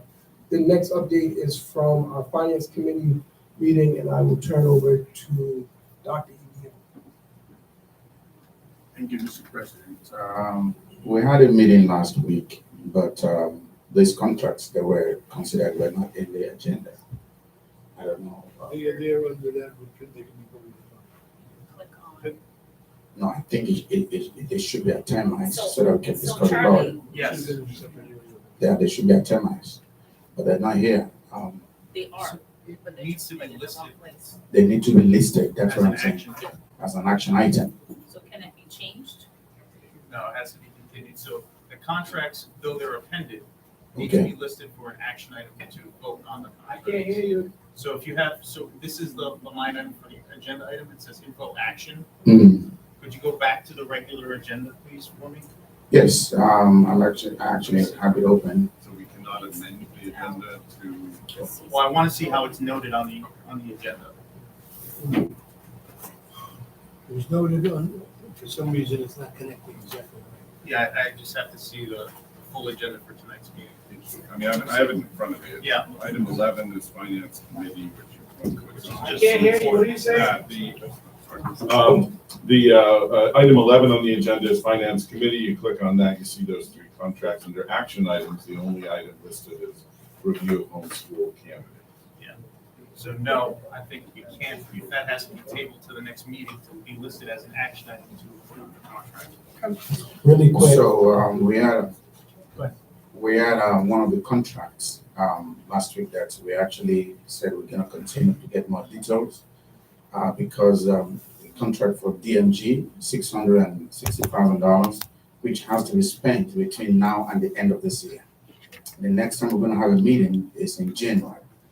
So what is the advice in that situation, the DMG contract? So presuming that the contract is acceptable to the board could approve the contract retroactive to the initial submission date. Okay. Okay? Now, really quick, I did have some questions on the DM group contract as well. And I was told that with that contract, the deputy superintendents worked a lot on sort of getting that on the agenda.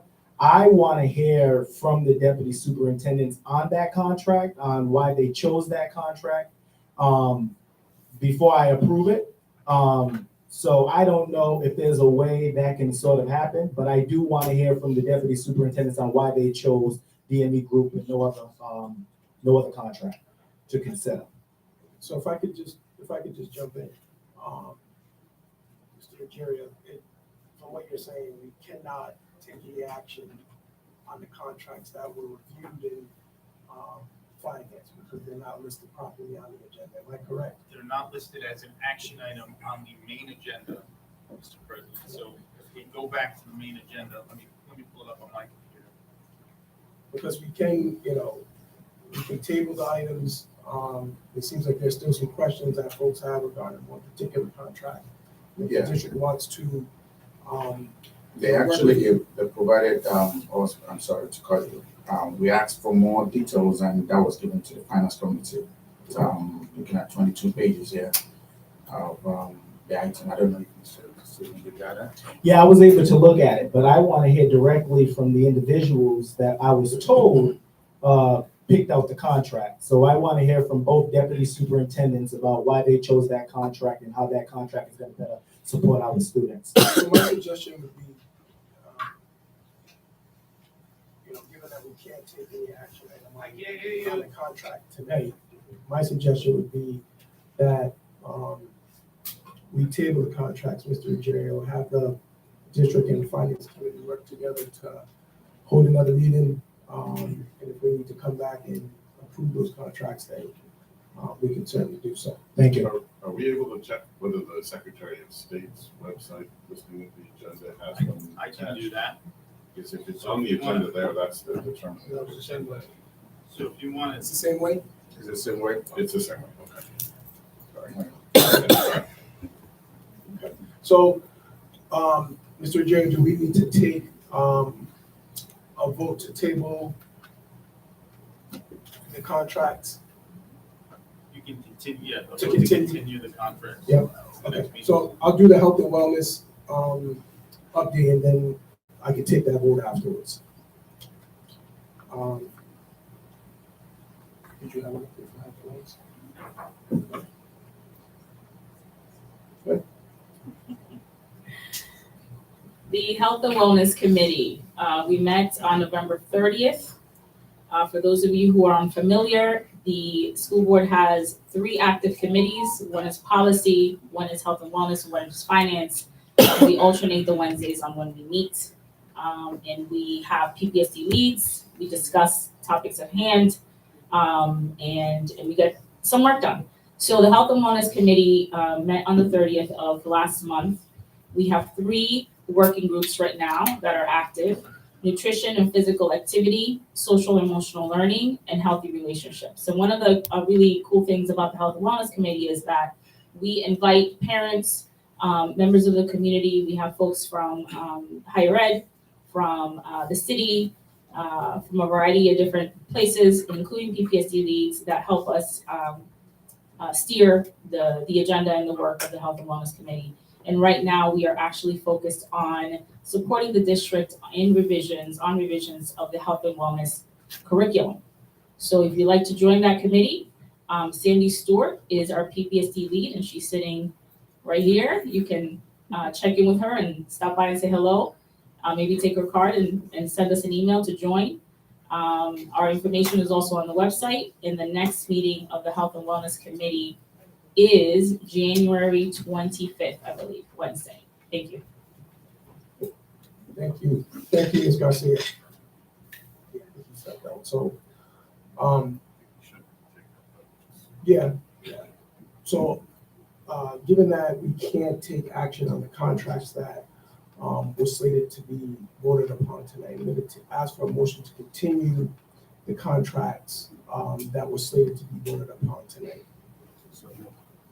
Moved by Dr. Ibiemi, seconded by Dr. Santel. All those in favor? Aye.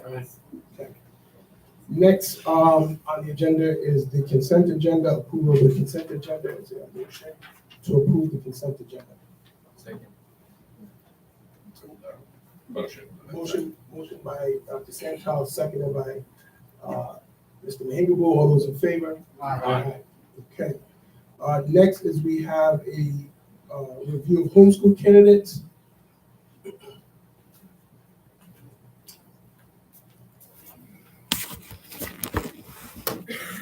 Good evening. We have 4 homeschool candidates to present to you tonight.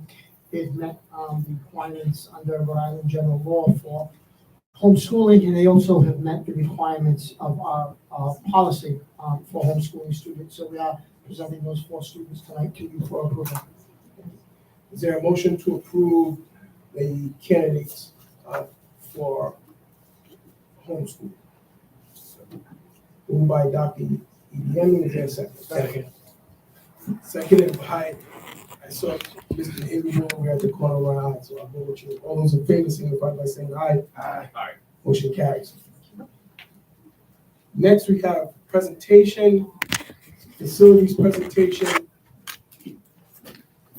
Scott, you join us. I know we have a number of folks that we also have somebody from Pride also here this evening for this presentation. Gentlemen, thank you for waiting, for joining us. We were able to pull it up on the screen. Scott, okay. You want to give us just a second? Sure. While you're pulling it up, I will introduce myself and my colleagues who are here with me today. So, Zach Scott, I'm the Deputy Superintendent of Operations for Providence Public Schools, joined by Sal Pellerano, who's our Chief Operating Officer, and Mario Carreño, who is the Chief Operating Officer at Ryan. Thank you.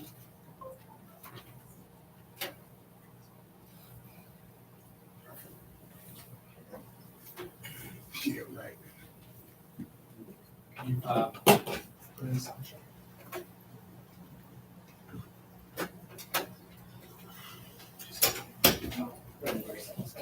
May I just remind the district once again that these presentations need to go on the electronic school board so that members of the community that want to come to these meetings and be engaged and involved can get a chance to look at it before coming to the meeting, please. Thank you. Thank you so much for having us here tonight. We're excited to talk about facilities, obviously a topic of conversation throughout public comment. So we're excited to both present to you and answer questions that the school board may have. So as we all know, for those who are in most any of our schools, our buildings face a significant amount of repairs. So when you total up all the repairs needed just to make our buildings warm, safe, and dry, it totals to over $600 million. That's based on decades of poor maintenance, Band-Aid fixes, and not really addressing the kind of whole school changes that we need for construction. And while that's a tremendous challenge, we are excited about what the voters of Providence, the city council, and mayor have afforded the district, which is nearly $500 million in capital funds to improve our schools. That includes both bonds that have been passed over the past few years, as well as one that was just passed this past month. That means more investment over the decade than has been done in the past 50 years, which is a tremendous, tremendous opportunity. So our aspiration is that we move far more of our students into new or like new schools, from a place where less than 5% are in like new buildings to nearly 50%. And we absolutely expect and want all of our students to be in like new schools, but we believe this plan gets us much further than we've ever been as a district to get there. So we know to do that takes a lot of careful planning, review of data, and input.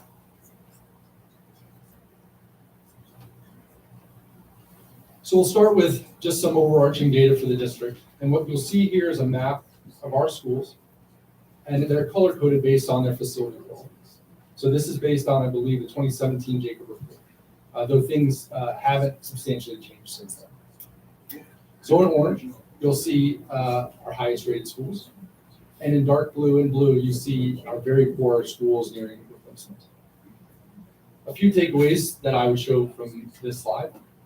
The first is that the need for facilities repair is widespread across the district. It is not unique to any grade level, neighborhood, but it really is something that requires a full, comprehensive look at the district. I also want to kind of bring us back to that $600 million in repairs. At the rate we had been doing repairs previous to this bond money coming in, it would have taken over 300 years to get our students to high-quality classrooms. So we have a chance to make transformational changes with the bond money we have available.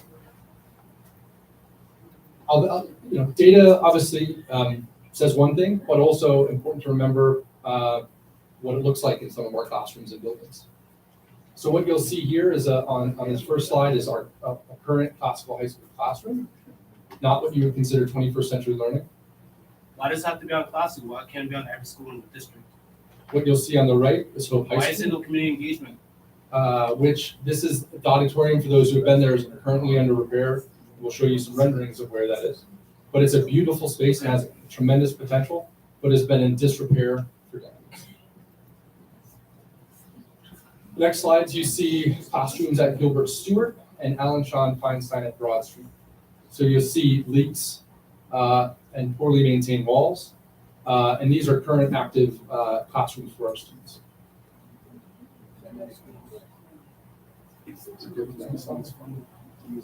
So obviously that's the context, and then unfortunately I don't think that's a surprise to anyone here about the dramatic need for repair and change of our facilities.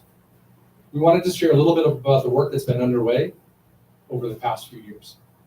So first, we've engaged the community both through the development of the turnaround action plan, as well as over the past 3 years related to facilities, whether that was through direct engagement with school communities who were having construction done, or through in the most recent round of bond funding, the 6 community engagement sessions we had in the past month and a half after the bond was released to gain input from the community on the future of PPSD facilities. Was there any surveys put out to the community? Could we just hold all of our comments and questions until after the presenters have completed their presentation? Thank you.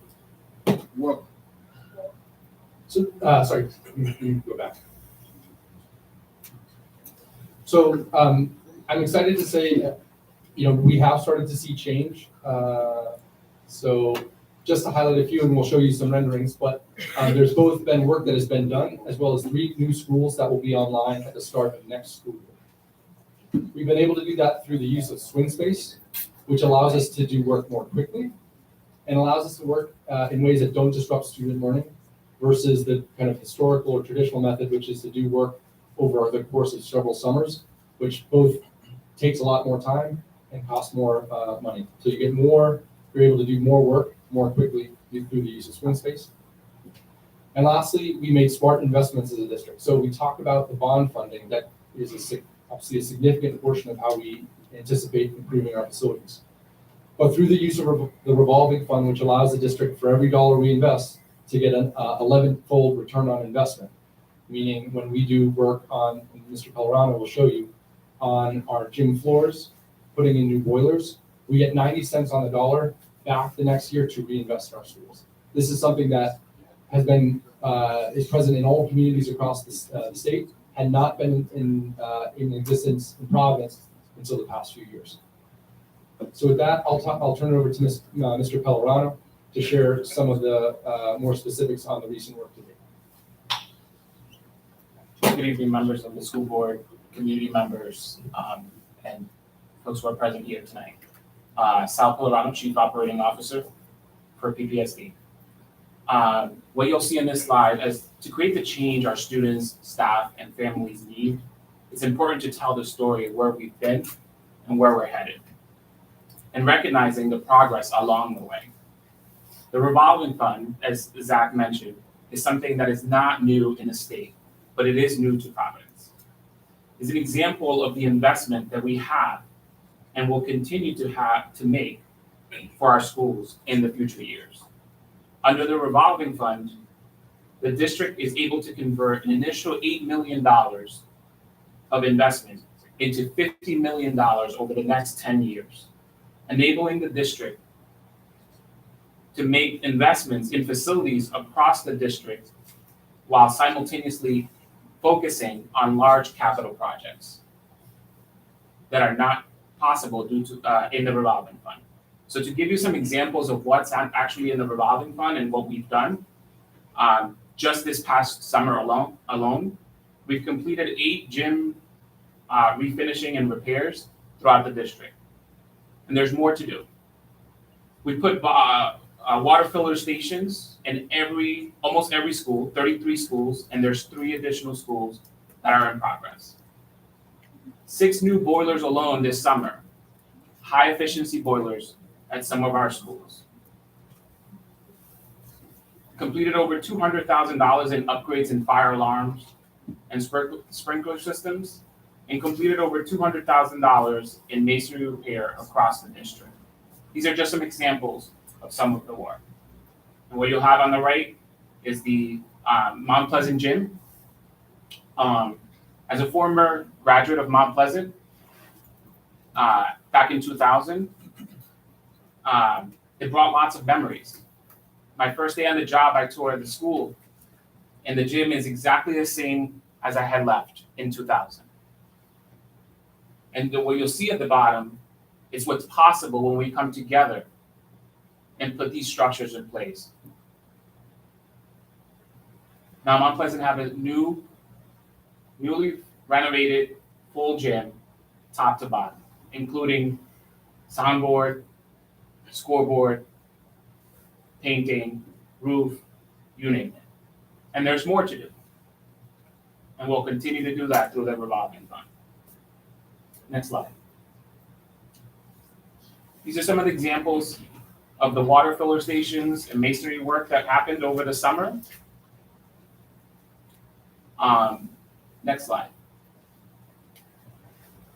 And through the capital project, we've been able to focus strategically on the new schools that you've heard tonight. Some of those are the Narducci Learning Center, which was an abandoned building, and it has been brought back to life. It is expected to be online summer of 2023.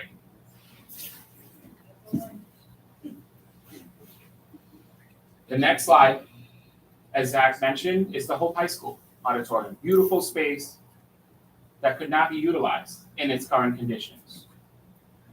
And so this is what it'll look like in spring of 2023. Next slide is the hallway of the Hope Auditorium that is nearly finished, 90% done. And some of you have been there, have seen it. And it's beautiful, and it's what our kids deserve. Our students, our families, and our staff. Next slide. This is the media center for the Classical High School.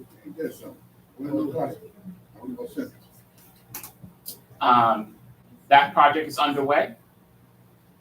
That looks like the best project of the board so far. Next slide. And this is a new Spaziano Elementary School that's being built from the ground up. which will be online summer of 2023. In the neighborhood where some of our Carloro students actually live. And they'll be able to enjoy this beautiful space. Next slide is the William Debate, the new William Debate School that will come online summer of 2023. And that again was made possible for utilizing our swing space approach. We can't do the Band-Aid work anymore. We have to be bold and courageous to make these projects happen. I'll take a quick minute here to also invite any of you who are seeing us online or who are here tonight to actually see what's possible. We've invited the community members, parents, staff, anyone in Providence, and provided transportation to come and see what's possible at some of the schools that have been built in the nearby cities. I get we do not have an example, but very soon we will be the example. We will have folks in our community or surrounding communities come and see what's actually possible when you work together in our new schools. And so the next visit is December 17th, which is this Saturday. Free transportation will be provided. Bus will be at PCTA. We'll go visit Eden Park, which is the model and the school that's being used for William Debate, where you can actually come in and tour the facility. Learn what a true 21st century school can do for our kids. And with that, pass it back to Zach. Thank you, Sal. So as we look to some of the work that is underway, I now want to turn our attention more towards the future and how we build upon that work to create a comprehensive plan for the future facilities in Providence Public Schools. So two things I want to highlight as we look ahead. First is taking an approach to facilities focused on newer and fewer. That is doing significant investment in increasing the number of new schools while taking offline and closing schools that have been, in many cases, are 75 or 100 years old and beyond repair. While we do that, we want to make sure we are being thoughtful and planful and using data to make decisions wisely. Two things that includes. The first is looking at enrollment projections and enrollment patterns. That has to be key as we plan ahead. As we know, the students in front of us may not be the same students who are with us in the coming years. We also want to gather and take advantage of input we received over the past 3 years, but also additional input as we sharpen the long-term plan. I'll turn it over briefly to Mario Carreño from RIDE, who can speak to the use and approach of the newer and fewer in other communities in Rhode Island. Thank you, Mr. Chairman, members of the board. Thank you for having me tonight. You know, it's useful when discussing facility plans, really to step back and see what others in the state are doing and just have some data points. Decisions on facilities should begin with data. They shouldn't necessarily just be on feeling. So if we start, you step back 20 years ago, the state had 22,000 more students than we have now. Every district across the state has lost kids. So the question from a macro level, do you need 306 schools with 22,000 less students? And the answer is no. Understanding that at the micro level, there's a lot of details that need to be answered. The frustrations today have been palpable, for sure. But if we keep it at the macro level, we don't need the same amount of buildings. The state in 2018 did a statewide assessment that showed there was $3 billion of need everywhere, not just in Providence, Cranston, Warwick, and Lincoln, Barrington, everywhere. The need is there. So as a way to help mesh the declining enrollments with the need, they've incentivized and encouraged newer and fewer. So simply put, if you close 2 buildings and you build 1, the state will pay you more money to do so. There's many benefits to doing so. It's more energy efficient. Providence has the highest per pupil cost and the highest per building cost of utilities in the state. If you go to these buildings, it's either, there's no in between. It's either 1,000 degrees or it's 0 degrees. And the money literally flies out the window. $7 million a year on utilities that could actually go into the classroom. So fewer buildings that are more efficient actually can help support teaching and learning. Further, when you look at old buildings, it's like a car. A car from 1950 that you keep changing the radio and the tires and this will never be a car from 2022. So we shouldn't pretend that just fixing Broad Street, for example, that gym will always be undersized. Things in the basement, there's no ADA accessibility. There's things that just can't be fixed. And if you go to see schools in North Providence, in Pawtucket, who's doing a great job, throughout the state, the new schools, it's night and day. So I think if we start there with the goal and separate it perhaps from the rollout, I think this will end up in a much better place. So starting with newer and fewer, we have communities of all aspects, both suburban and urban. We have Central Falls and Woonsocket, who are actively planning it now. We have Newport, who's already completed it.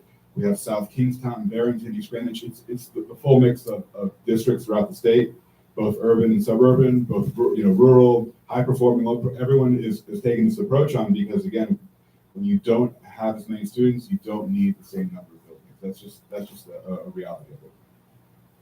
The other piece, as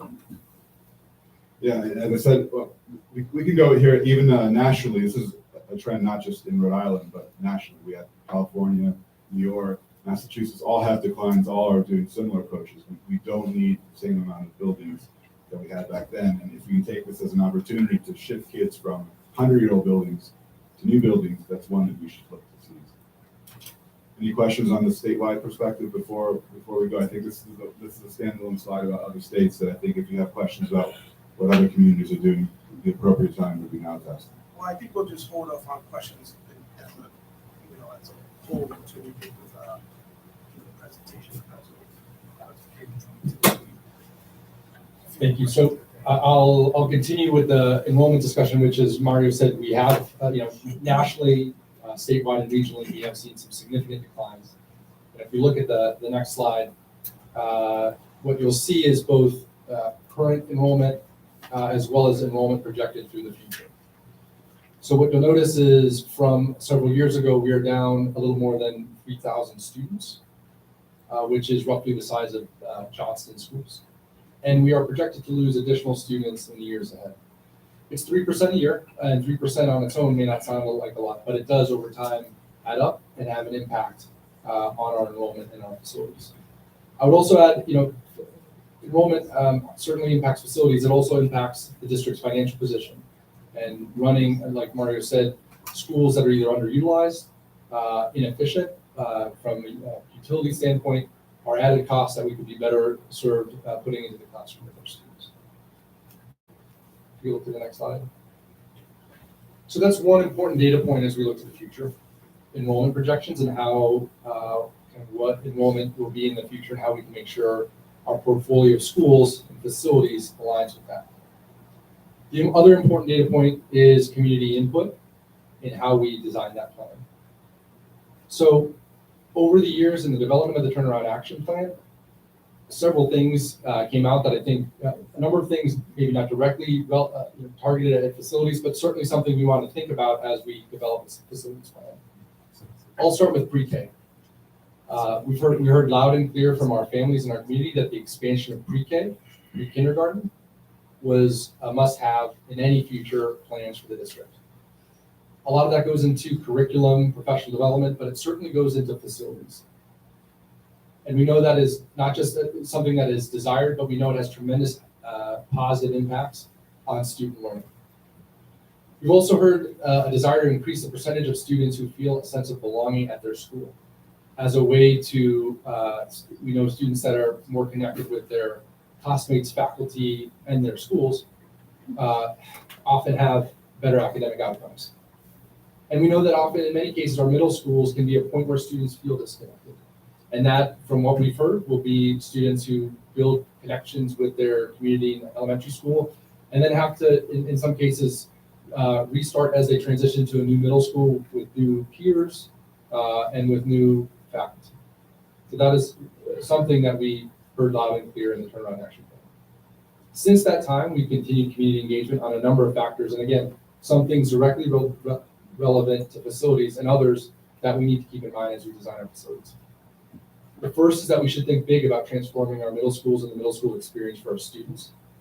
That we need to move faster to improve our school facilities. I think everything I heard tonight seems to echo that there's a desire that we need facilities like that there's just been decades of no movement here, and that we need to change the tide. And that our families want a closer connection with their schools. That schools, like we heard, are parts of their community, their own community, but they are closely connected to those around them. And certainly we want to make sure that is reflected in any facilities plan that we put forward. I'll share a little here, and I'll ask Sal to jump in as well. But since the passage of the bond funds, we've also done some additional engagement with members of the community, particularly around the idea of pre-K-8 model. So let me first share what that is, and then we can share what the feedback was. A pre-K-8 model is, in our current district, we'll have an elementary school and students then make a choice to go to a middle school. In a pre-K-8 model, a student that is enrolled in kindergarten at a pre-K-8 school will be able to matriculate through all the way to 8th grade. What we heard from families was interest and excitement in that, about the ability to stay with their siblings for longer, about their ability to maintain connections with the faculty, and really to create a long-term community. So I don't know if Sal has anything to add from those sessions about their. And while some of the questions that they had were really thoughtful as well about the size of the pre-K, and once we were able to explain how some of our schools are underutilized right now because not every seat is filled, by combining some of these schools, not only you financially make some really strong decisions to better the district, but you start, having fewer transitions for families, and you start having more connectiveness, right? And be able to have those families who have had kids in the elementary school transition that over to the middle school team in the same facility, and those connections continue to grow, and those relationships continue to strengthen, which again, it all connects to enhancing the student experience and being able to create those connections for them that are long-term. So that's some of the stuff that we heard in the discussion, and these meetings happen both in person and virtual sessions, and they were recorded and have been posted in our website. So if you have not had the chance to review that, you can do that as well, and hear some of their comments. Thank you, Sal. So taken together, as we outline this future-facing plan, what we want to prioritize is a focus, obviously, on newer buildings and investing in at least 10 new or likely 21st century buildings for our students. Taking offline and closing those buildings that are beyond their useful life, again, many of which are 75, 100 years old. And focusing on expanding both pre-K access and the pre-K through 8 continuum to support students remaining in their schools and building deeper connections with their peers and the faculty members. So if you look here, this lays out some of the current investments that are underway that Sal had mentioned earlier, as well as some proposed new ones based on the recent round of capital funds. So what you'll see here are the work that we shared earlier around William Debate, Hope High School, Classical High School. Pleasant View was not featured here, but it is one of the projects that's currently underway, and will actually be the first school to swing into Narducci so that we can deeply renovate that school. The Narducci Learning Center, as we also mentioned, will be online in the spring and ready to accept students from Pleasant View as they swing in for that construction to be done. Spaziano, again, will be done in the summer of 2023 for the start of next school. A few others that have been approved already are the Mary Fogarty with the proposed change from a K-5 to a pre-K-8. And similarly with Harry Kazarian, proposed to change from a pre-K-5 to a pre-K-8. Spaziano would be adding, as you may remember, Spaziano, the elementary school used to be 2 buildings. The annex, which is currently under repair or renovation, was the lowest rated facility in the state, and that will be online in the fall. The other building the main, what was formerly known as the main campus, will become a 6-8, so that Spaziano will have a pre-K-8 campus spread across 2 buildings. The last one is a pre-K-8 to be built, likely on the site of Gilbert Stewart, and that is connected in part to the phase out that we'll talk about briefly. But that is a pre-K-8, as you'll see in the vicinity of the Gilbert Stewart current building. And so if you look across, just if you go back one, you'll see this, the first, obviously more work to be done. Like we said, our buildings need far more repairs, but this gets us to having far more pre-K options across the city, and particularly in areas where we have a significant number of students. If you look to our, as we kind of pivot a little bit and talk about some of the decisions around building closures and building reconfigurations, we wanted to share some of the criteria that we use as we assess buildings and prioritize buildings that may require closure. So obviously a number of criteria should be looked at, and I'll highlight the key ones that help inform those decisions. First is demand from families. So we look at school choice. We look at how many parents, when they are enrolling their child, whether it's in kindergarten, 6th grade, or 9th grade, when we have our choice lottery, we see how many parents are choosing that school as their number one choice. We also look at building quality, and I know we spent a lot of time talking about that, but there are some metrics, facilities condition index to name one, which tells you how much it would take just to bring your school up to what is called warm, safe, and dry. Utilization. So a school that has a certain level of capacity, let's say 500 students, if only 250 students are in that building, it's at 50% utilization, which is typically far below what you would expect for a kind of a utilized building. And then lastly, zone, and that's understanding our neighborhoods where we have demand and where utilization is high. So in neighborhoods or parts of the city where we have lots of students, that's obviously where we prioritize new buildings. In areas of the city or schools that don't have many students nearby or much demand, that's where we would consider some kind of building change. So to talk through the closures that we've announced and I'm sure we'll discuss further tonight. We'll talk about each of them, but what I'll share is that both of them, when we talk through the criteria from the past slide, have many of the same similar characteristics. I'll start by saying numbers about facilities and utilization are just one thing, and we absolutely acknowledge that buildings are just buildings and schools are communities, and that it is hard when decisions like this happen and changes are made. So I don't mean to, as we talk through utilization and building age, that's not to demean or misspeak about what goes on in those classrooms. So when we look at Broad Street, it's over 127 years old.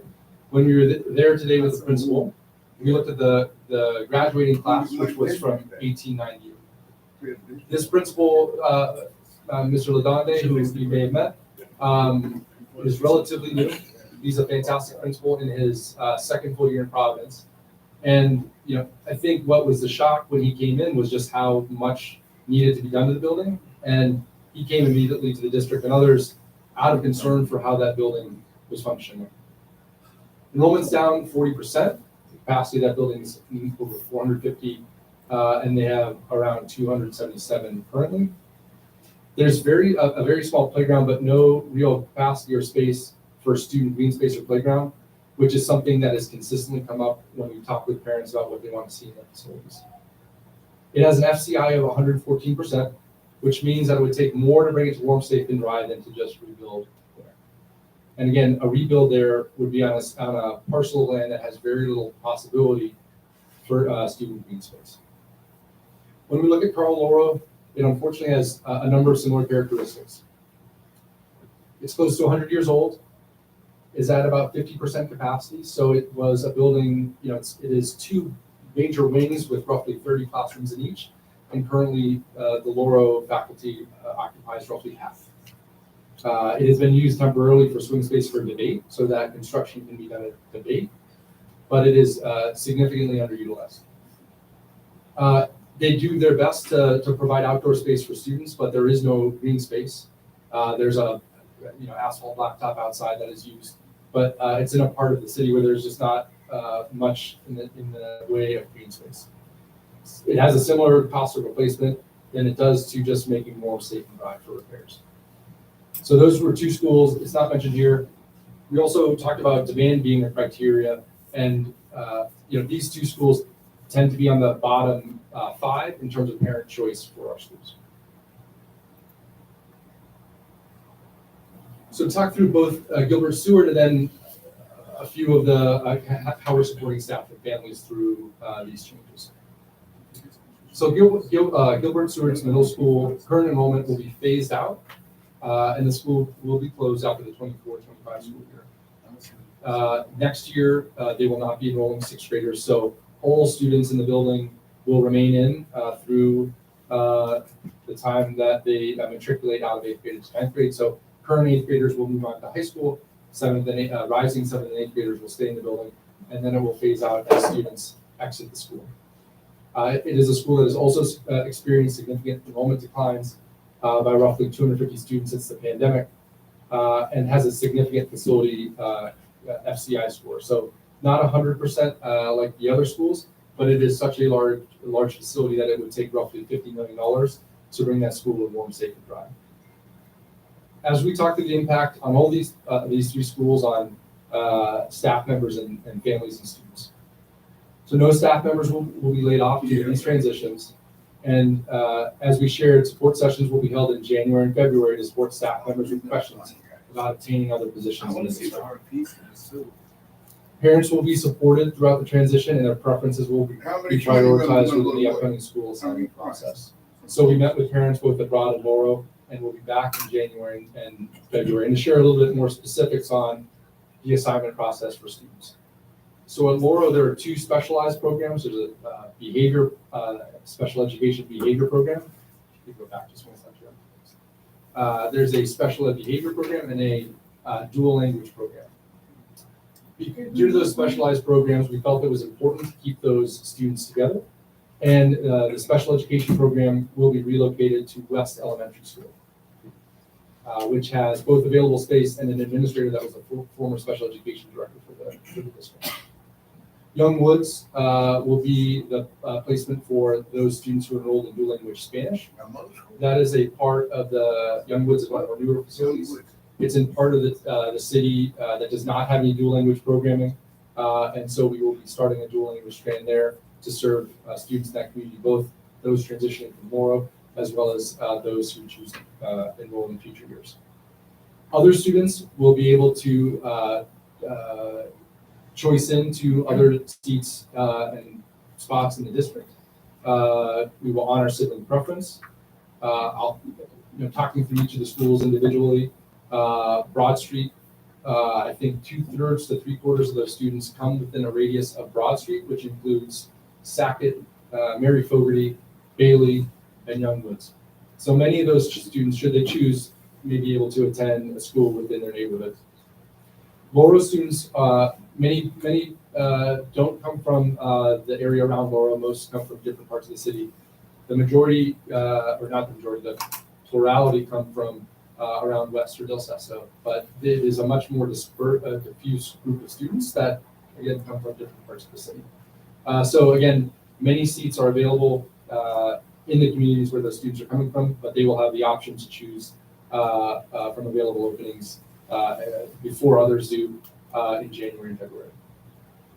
And as we mentioned, no specialized programs will end because of these closures or enrollment shifts. So those specialized programs, like you mentioned, will be relocated to other schools.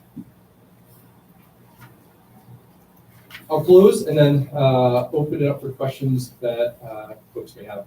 So what comes next is certainly continuing to support families and staff with these closures through certainly January, February, but through the end of the school year. As the recent bond funding was passed, that will have a stage 1 application submitted for approval for those funds so that we can begin design and construction. We'll continue to respond to data and community feedback on the plan that we shared and refine it, the school facilities plan based on where we see enrollment changes as well as community needs. We will certainly explore additional opportunities beyond those that we outlined. whether it be additional pre-K campuses, continuing to expand pre-K, or looking at high school facilities, particularly Mount Pleasant High School. We will look to invest in and maintain in all PPSD facilities. So part of why we want to do this is to ensure as you build new schools, it lowers maintenance costs and you aren't having to chase, as Mario mentioned, leaks and problems year after year. So we want to make sure through things like the revolving fund, we have a steady stream of capital funds to maintain our facilities in the years to come. So with that, we'd be happy to answer any questions that you have. Okay, all right, I have several questions. With regards to the presentation. I'm gonna open it up to my colleagues, to jump in and ask their questions. Any questions from you? I do. I took some notes while the president, I was listening. I just took some notes. Really quick, what was the dual language school that was supposed to be at St. Joseph Hospital? Was that communicated with the board in advance? Did you guys inform us, or at least the school building committee, that it'll be on pause? Well, it won't be on pause. We won't be doing it anymore. Yeah, I think we mentioned it with the school building committee. It is a property of the city, that there was a lease agreement in place to build on it, and then it was decided that the construction to build there would have been far too much to, would have been an additional $20 million, not just to knock it down, but actually you'd have to build two facilities across the street from one another. So that was a change that happened after the kind of initial design happened at that location. Absolutely. I was a big fan when I heard about the dual language school that was going to be at St. Joseph's Hospital. Maybe I should have showed up to the school building committee, but I didn't have the capacity to. I would have loved to know a little bit about that. But since we're talking about the school building committee, was the school building committee aware of these 3 schools that was closing in advance? We did not talk about the specific building closures with the school building committee. They do not oversee the kind of closure of buildings. They oversee the approval of new facilities. So construction. Absolutely. So we're going to be closing schools, but we're also going to be building new schools upon improvement. So with that being said, I think that the school building committee should have been aware, because when the school building committee is not aware, the school board is not aware, and the members that are staff members aren't aware, it comes off as if it's speculation or things are being sort of kept under the loop. And it doesn't come off transparent. So that would have helped out. Yeah, if I may join in, I mean, we absolutely were going to share with the school building committee. The timeline to notify all the stakeholders that needed to be notified had to be shifted. And so we wanted to make sure we told families and faculty that were affected first before we talked to the school building committee, again, because they don't approve kind of or decide about the closure of a school. I think anything, and I don't know if this is the current structure, but maybe we should revisit it. Anything pertaining to the school building should be discussed with the school building committee. I think that that's highly important. I don't know the current structure. I'll do some research on that. But I think anything that has to do with the building should definitely be discussed with them and the community. Carnegie Laurel enrollment is down, but I've reached out to the district on multiple occasions on young adults, children whose parents were trying to enroll them into that school. And I never got really a response. But then my question would be, registering for so when parents register their children for school, who does the selection process? Is it the district, or does the parent sort of suggest on where they want to go? Because I know there's a lot of parents that sign their children up for school, and when they sign their children up for school, they normally don't get the same school that they want. So can you explain sort of that process to me? Yeah. Yes, I can explain. So that's one of my departments that I work with and oversee. So at registration, they're assigned to a placement officer. And in that interview process, they discuss choices and preferences, as well as like what's around your area and informing the parent about each of those schools, right? Giving them the data about that school so that the parent has the tools and the resources to make that decision. Understanding that their first preference may not be possible, and so they're placed on a wait list. If a seat opens up if their first choice, then they're informed about that opportunity, and if the parent decides to move forward with that, then they do the transfer. So there's no wait list for Kaji Law. So there's like nobody wants to sort of get enrolled into that school or any of those schools that we're saying enrollment is down for. I don't feel like I can answer that because I don't have that data in front of me, and I don't want to give you the wrong answer, but it's one of our lowest choice schools. Mm-hmm. Okay. I'm opening it up to other board members. Wait a second.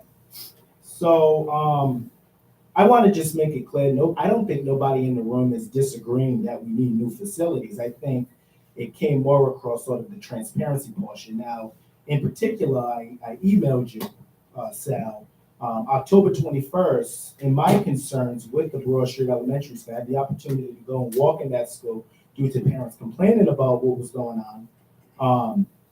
And you said, in quote, we offered the admin team to host a parent meeting so we can listen to their concerns, share what's been done, and share a vision for where we are headed. So was that sort of, so we're talking about closing schools. And when we talk about closing schools, and we're talking about the vision, knowing that we're going to be closing these schools, why wasn't that discussed amongst the parents when you said that the admins was trying to sort of host a meeting with them? I offer the opportunity to bring in the parents based on their concerns that we were hearing. For them to be able to walk the space and see for themselves the conditions of the building. To inform them as well as what work was already done and was underway to make it at least as safe as possible, right? Because we still have students there. And the vision in terms of what you're describing is the opportunity to know, like, what is in their surrounding area, what additional opportunities exist for them, should they not be happy with where their placement. When we say vision on the school infrastructure, sort of when vision's a big word, when you use vision. So when you're using vision, I'm thinking about what is to be expected of sort of this school moving forward. I didn't get sort of the impression that it meant sort of enrollment or had anything to do with that. So sort of when we say vision, I was hoping that we could have been sort of transparent with the parents and say, listen, we're thinking about closing your school down. And At that point, I didn't have that information, so I can't say okay. that.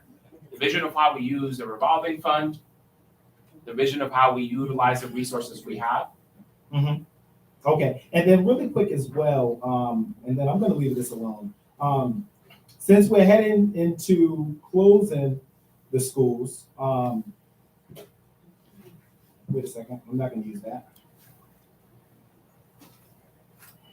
Okay, really quick. And then you also said, it also, in quote, it's also worth noting that Broad Street is one of the lower rated facilities within the district. So with that being said, and let me just read this as well.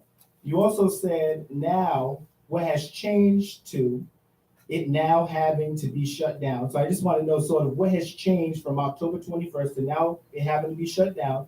And then also some of the improvements that has already been made has been sort of installing private screens into the playground, which I've seen, repairing fencing, which is good, repairing the roof, which I raised a concern about. Also cleaned out like the attic of the roofing, ordered rotors, clean tiles, installed bottle filtration systems.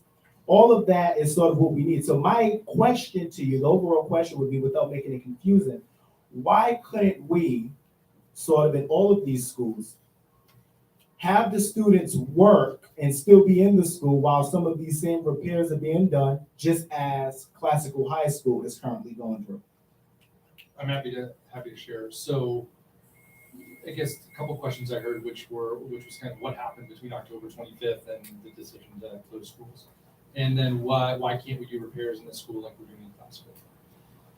So I'd say a few things happened. So we had been monitoring, it's not a surprise that the facility at Broad Street or Lauro is in bad repair. That did not happen yesterday, probably didn't happen in the past. It's been that way for a long time. So that is not new news. What has changed has been, we've seen enrollment decline over the past few years. And while we thought it might return after COVID and into this year, it continued to go down. So we've lost 3,000 students, which means we cannot continue to have the same number of buildings that we have. So that's one development that, as we saw enrollment kind of, it really starts to settle in the middle of October, end of October, we saw continued declines that were a concern. We also had the bond funding that was passed in November. So that allowed us to think a lot bigger about how we might do facilities changes beyond what we already had in place. So those were some significant developments. To not say we didn't have a sense of what schools were poor quality, were under enrolled, but it made it a lot more necessary to make a decision around those shortly thereafter. To the question about doing work while students are in the building, it is, on the one hand, again, we do not need as many facilities just because we don't have as many students. But just to bring that building to warm, safe, and dry is $35 million. That would take roughly a quarter of that bond funding. If you add Laura to that, that's 75% of the bond funding, just to make it warm, safe, and dry. Frankly, what you would notice, it probably is like, it doesn't leak as much, the temperature's probably a little better, but it won't be acceptable for our students. And we still, again, don't need all those facilities online. So that's why what has changed, but we need to move away, frankly, from investing in a school that's 125 years old. Like, that is how we got to this place, is that we continue to do a half of the roof at Broad Street. That roof, the shingles at that roof fell down into the gym, and that's why the gym leaks. Like, we chase repairs, and we'll never get out of this. And if I could just add one more thing about the why we can't do some of that work while students are there. In the process of construction, potentially, most of our buildings that are old buildings may have some exposure to materials that can't be touched while members are in there, right? And so you would not be able to do a lot of that work to even prep for or start some of that construction while you have students in the building.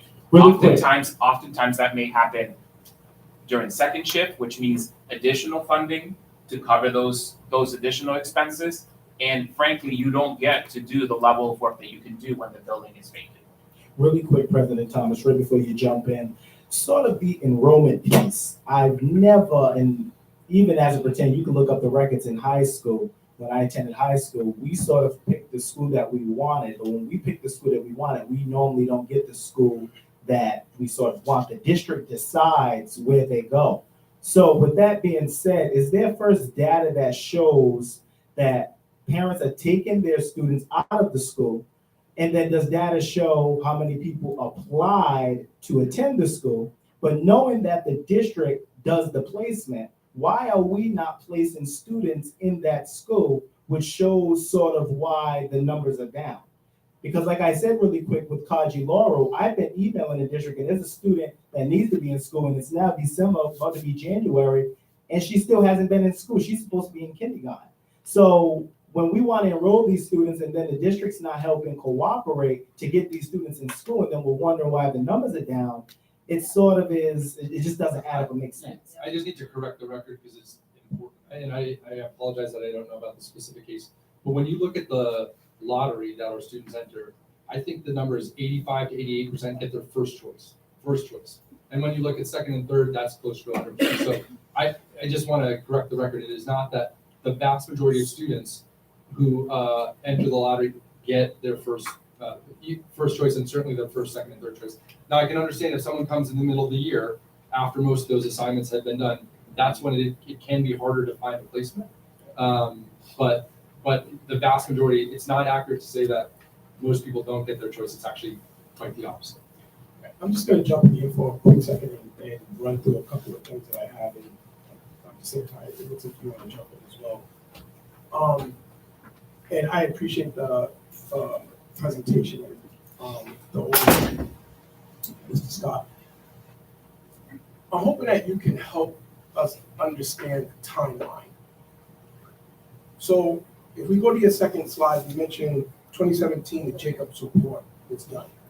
Was that the last report that was done until now, looking at all the schools to see what the conditions were?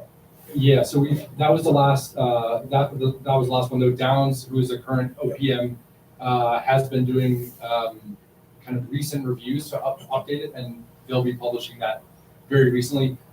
To be clear, just given that there hasn't been a significant amount of construction work done, it's not like there are dramatic changes from what was in 2017. But those have been in process while they've been working with us on our facilities. Perfect. So, and to your point earlier, obviously we know that, the schools in question here have been in pretty rough shape for some time. So 2017, we have this report come out. Can you begin to walk us through when does the district and RIDE begin to have the conversations that lead to school closure? And when was that decision made to actually close these two schools? Sure. So like I shared, we've seen enrollment decline over the past few years, and then we saw, again, October is the kind of point in the year where you get, of this year, yeah, so we're looking every year at enrollment, and every year saying, hey, we're worried about these schools. And obviously through the pandemic, I'll be blunt, no one's mind was on school closures. We were just trying to keep the place running. So that was a big focus, and I think in the year after, we expected enrollment to rebound. But we saw a second continued year of decline. So then we started to wonder and think, we're concerns about the number of buildings we have given the number of students that we have. We had a number of facilities projects underway, but we had not had at that point the revolving fund, and certainly had no glimpse that there was an additional $125 million in repairs coming. So as we started planning and beginning this school year, again, we expected and wondered if we would see enrollment bounce back as it had in the previous year. So not to cut you off, so in September, is that when you guys begin to hope that enrollment will bump back up in your? Yeah, so I mean, we started to revise our enrollment projections, because and I encourage you to ask other districts, other school boards, like projecting enrollment has been fairly difficult in the past few years, because it has just been hard to project given some of the dramatic changes, and most districts haven't been able to anticipate what has happened. So while we had some projections, we then updated them in the fall as we started to see again enrollment decline. So again, at that point, we said we are in, we likely need to start considering doing something. And shortly thereafter, the bond funding was passed in November. And so that allowed us to say, okay, we can look at our longer term enrollment projections. We now have this bond fund available. What might be a path forward that allows us to deal with some of the immediate issues of both having 3,000 fewer students, again, not just facilities wise, but the financial challenge that causes, right? So continuing to keep Broad and Laurel online costs at a minimum the district $4.9 million. Okay. So keeping those schools online will mean we will need to, we've lost a number of students, so we will likely need to reduce spending. And we will need to cut an additional $4.9 million if we do not keep those buildings on, if we try to keep those buildings on. So that's when it started to get more real. And again, with the bond funding, it allowed us, the bond funding in November. So we have a sense we might need to do something. We need to look at facility quality and start making some choices. And then when the bond funding became apparent, then we could actually map out what was a longer term plan. So that happened over the course of November into December. And then a few weeks before the announcements, we were forced to make the announcement. That's when the kind of final decision was made. Because I think, again, we had a sense of what schools could be impacted, but that list narrowed pretty quickly once we saw enrollment, once the bond funding came through. So today's the 14th, and you say a few weeks before. So are we talking the end of November is when the final decision was made, or the beginning of December? I'm just trying to get a sense of. I'm trying to. I don't know. I can't think of the exact date, but it was probably close to the end of November, right? And so this was also a time, again, candidly, when the superintendent was planned to be out for, and that, like many things, caused issues in how he wanted to. The superintendent, he wants to be here. We got to keep him home because he's trying to get out of bed, but he shouldn't. But he wanted to be there whenever these announcements were made, and that helped it impact why it was unfortunate that he wasn't here when the announcements. Let me ask you this. So we're saying, possibly the end of November is when a final decision had been made to close these two schools. can you talk to us about what the timeline was to inform students, family, bringing the community? Because, obviously this information, it seems like it got out before the district was ready. But what was your timeline to bring in the stakeholders and inform them?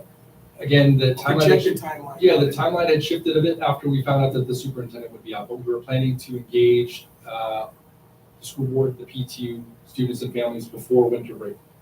And it depended a bit on, again, when the superintendent was ready and able to be here. So we tried to plan as best as we could, but it had to shift several times based on his availability. So if the superintendent, this is just hypothetically speaking, did not have to leave for medical reasons, the school board, the community, the staffs, students, and families at these 3 schools would have known about this prior to going on vacation break. No. Holiday break, is what you're, Yes. is what you're saying. Yes, yeah, again, it's hard to talk about theoretical with the plan. You can always, listen, you don't wanna share anything prematurely when you don't have something like, we wanted to be able to share a longer term plan about what is possible.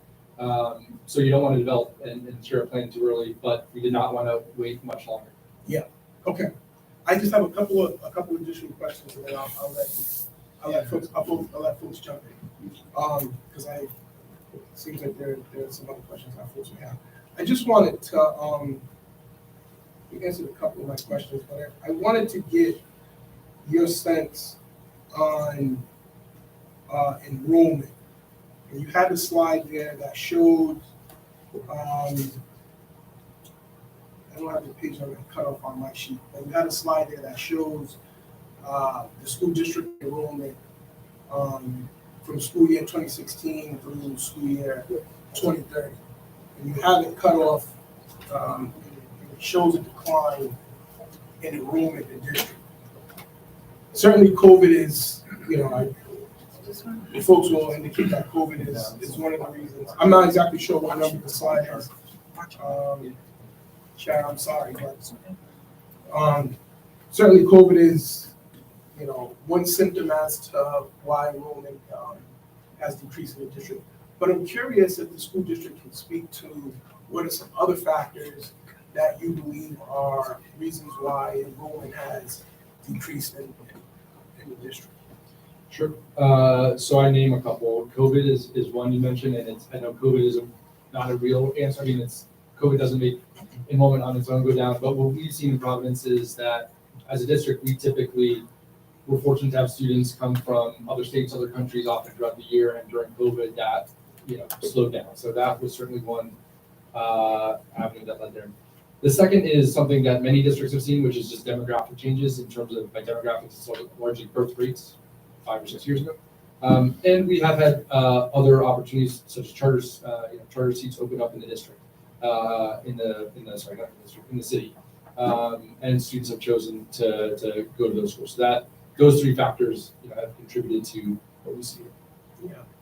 Okay. I just have two other questions, and then I'll open it up to one.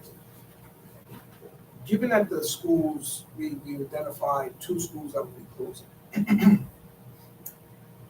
will there be a change in classroom size for the other schools that are now absorbing these students in?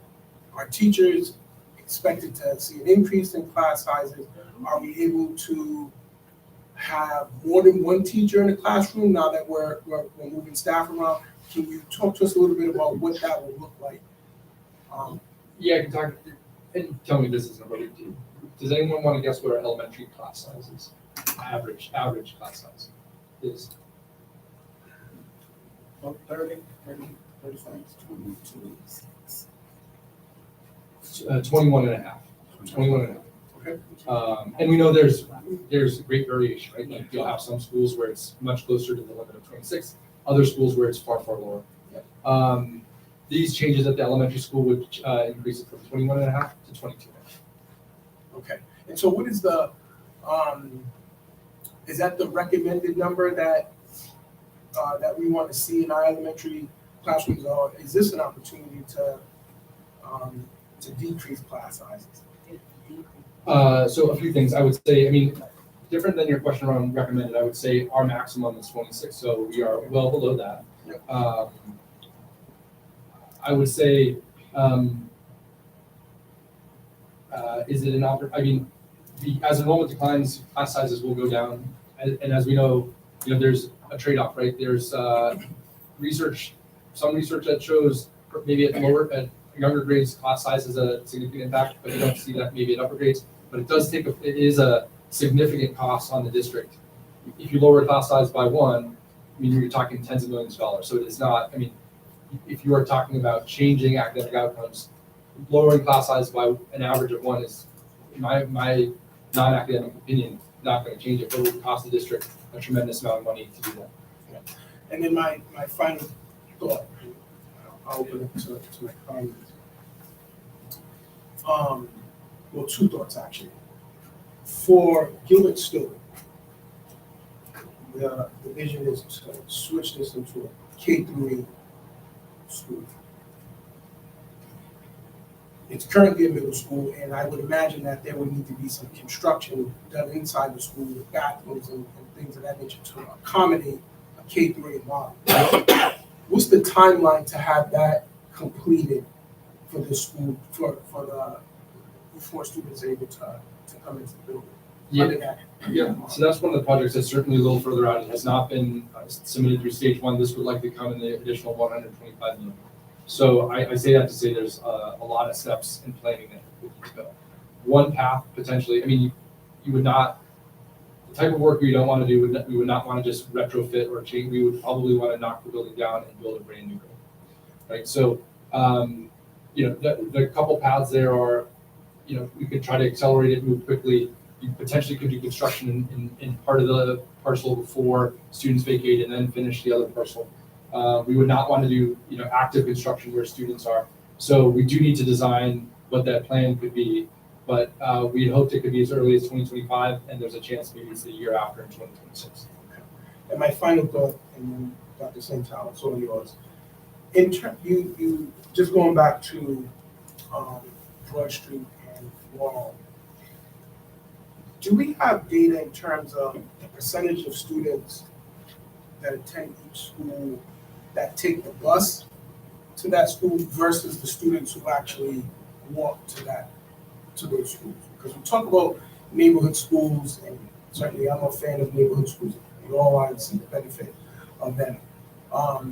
Do we have more students in those areas that actually walk there, or are we busing students in from other sections of the city?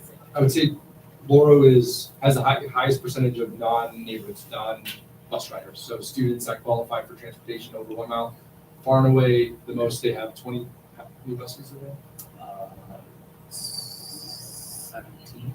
So a significant number of buses. So they both have the highest number of bus riders, fewest kids in the neighborhood, and also are the lowest chosen school in the district. Broad has more students from, again, 3/4 are from that zip code around the school, but that also has schools within walking distance of Sackett, Bogey, Bailey, and Youngwoods. Perfect. I'm just going to ask you, Mr. Scott, in closing, if you could share with the board. We talked about the enrollment at these two schools that we're closing, but I'd be curious to know what the enrollment is at all of the elementary schools throughout the district.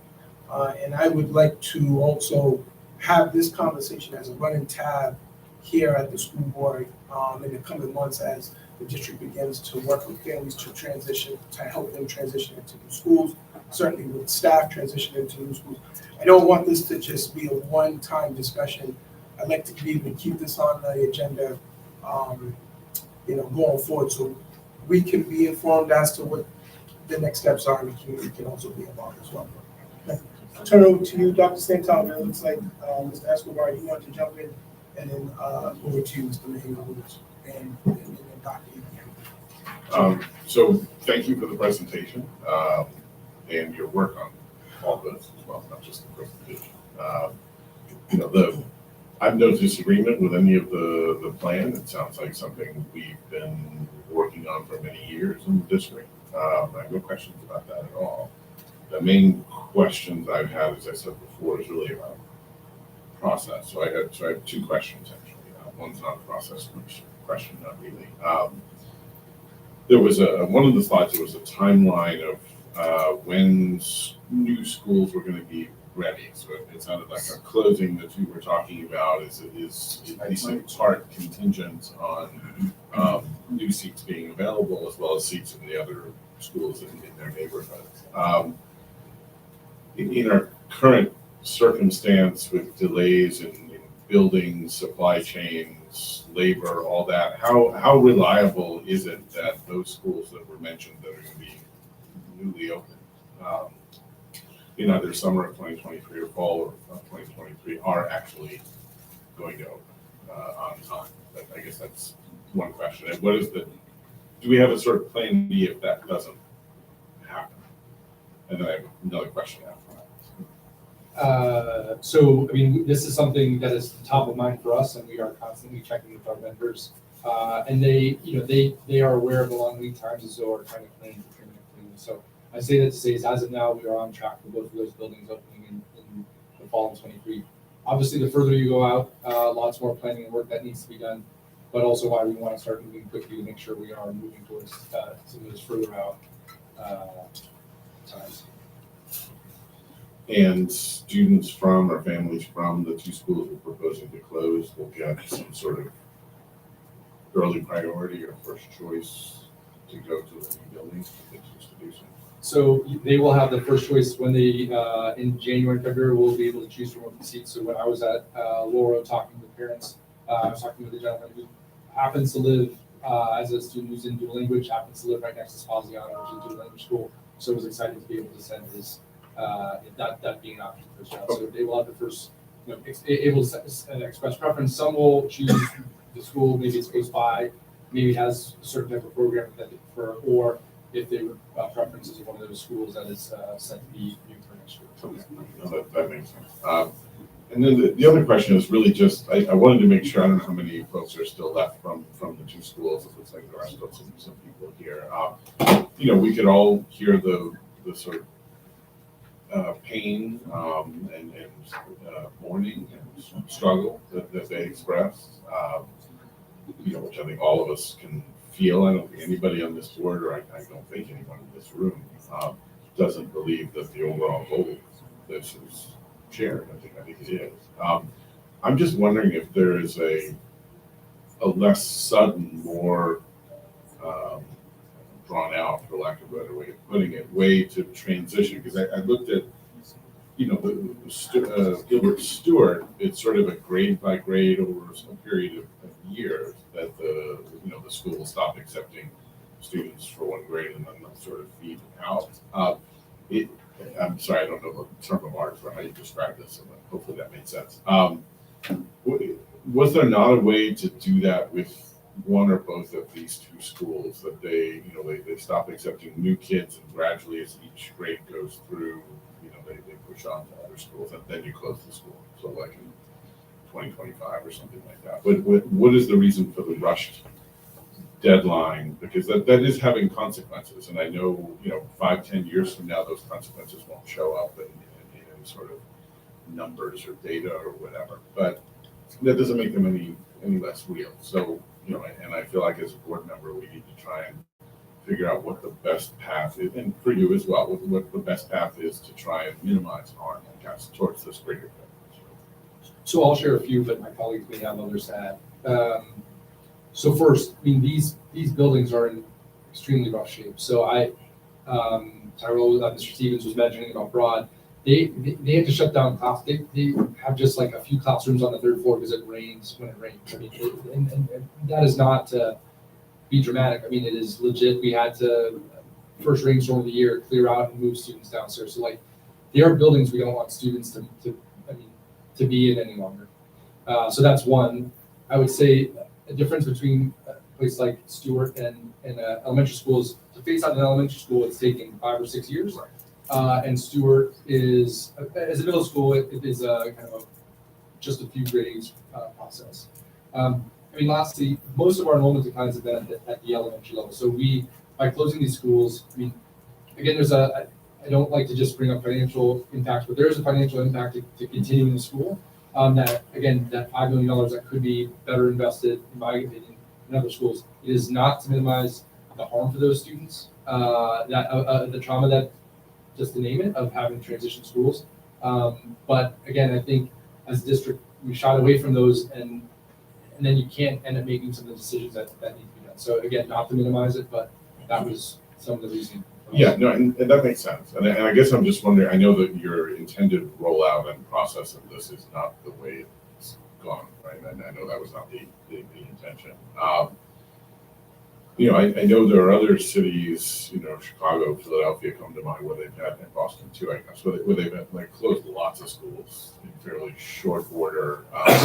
You know, it's become a big political football, but I don't want to talk about that so much as the impact on kids. People are still trying to sort of measure several years out what the impact is of losing a community like that. And so I'm wondering whether we have plans to sort of bring resources to bear, and I don't know what that would look like really, to help kind of grapple with the, I mean, trauma is the word you used, that may be applicable in many cases, or maybe something short of that. I mean, it's one thing to help families make choices given this circumstance we created for them, but it's another, I think, to deal with some of the emotional damage, loss of community, that sort of thing. So I'm wondering, maybe that was already in the rollout plan, and it's gotten sort of sideways because of the way this has gone. But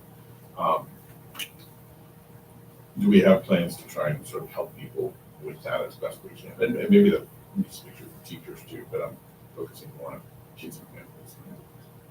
I'd share a couple, but more certainly that needs to be done. I mean, I think there's some immediate things we can do about, like, we have a lot of great schools in this district, and while it is unfortunate the school you've been in particularly, you know, if you've been there for a few years, is difficult, but there are a number of schools that will be very excited to have those students join them, and I think students will be excited to join. So some of that is having principals of those new schools come, introduce themselves, get to know the students.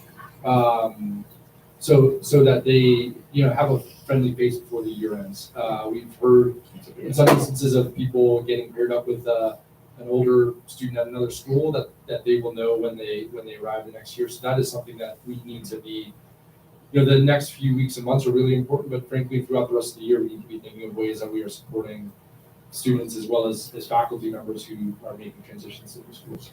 Yeah, even if we connect families once we know where people are going. But I just, you know, so many of our kids, their lives outside of school are so destabilized and challenging in school. I mean, whatever our many failures as a district in doing right by them academically in other ways, even in our worst buildings, often that is a place of safe refuge. And I guess I just want to make sure we're maximizing what we can do to help that transition. That this is way above my pay code as far as what that looks like, but I can feel that because I can even see it in older students. That's all. Mr. Escobar? I just wanted to, I wanted to withhold my comments at first because I just wanted to see the presentation. There's a lot of information there, sort of like with how learning do Twitter and stuff like that. And going back to just like how this takeover started and, you know, the current governance process, like it's just a bad policy, it's a bad oversight aspect because it leads to situations like this. It seems like there's been a tremendous amount of work to try to figure out how to elevate our facilities within the city. And we know that there's certain schools that students really shouldn't be in, right? We should try to really make those decisions, make those tough calls. And it's just unfortunate that we are just at this place. You know, it goes into, you know, you mentioned that the decision didn't necessarily go to the school facilities committee, school building committee, and then that sort of talked about in public. Well, it doesn't go to the school board. It went to this committee. It's just and then also the overall message that came out that was sort of like an attack on PTO.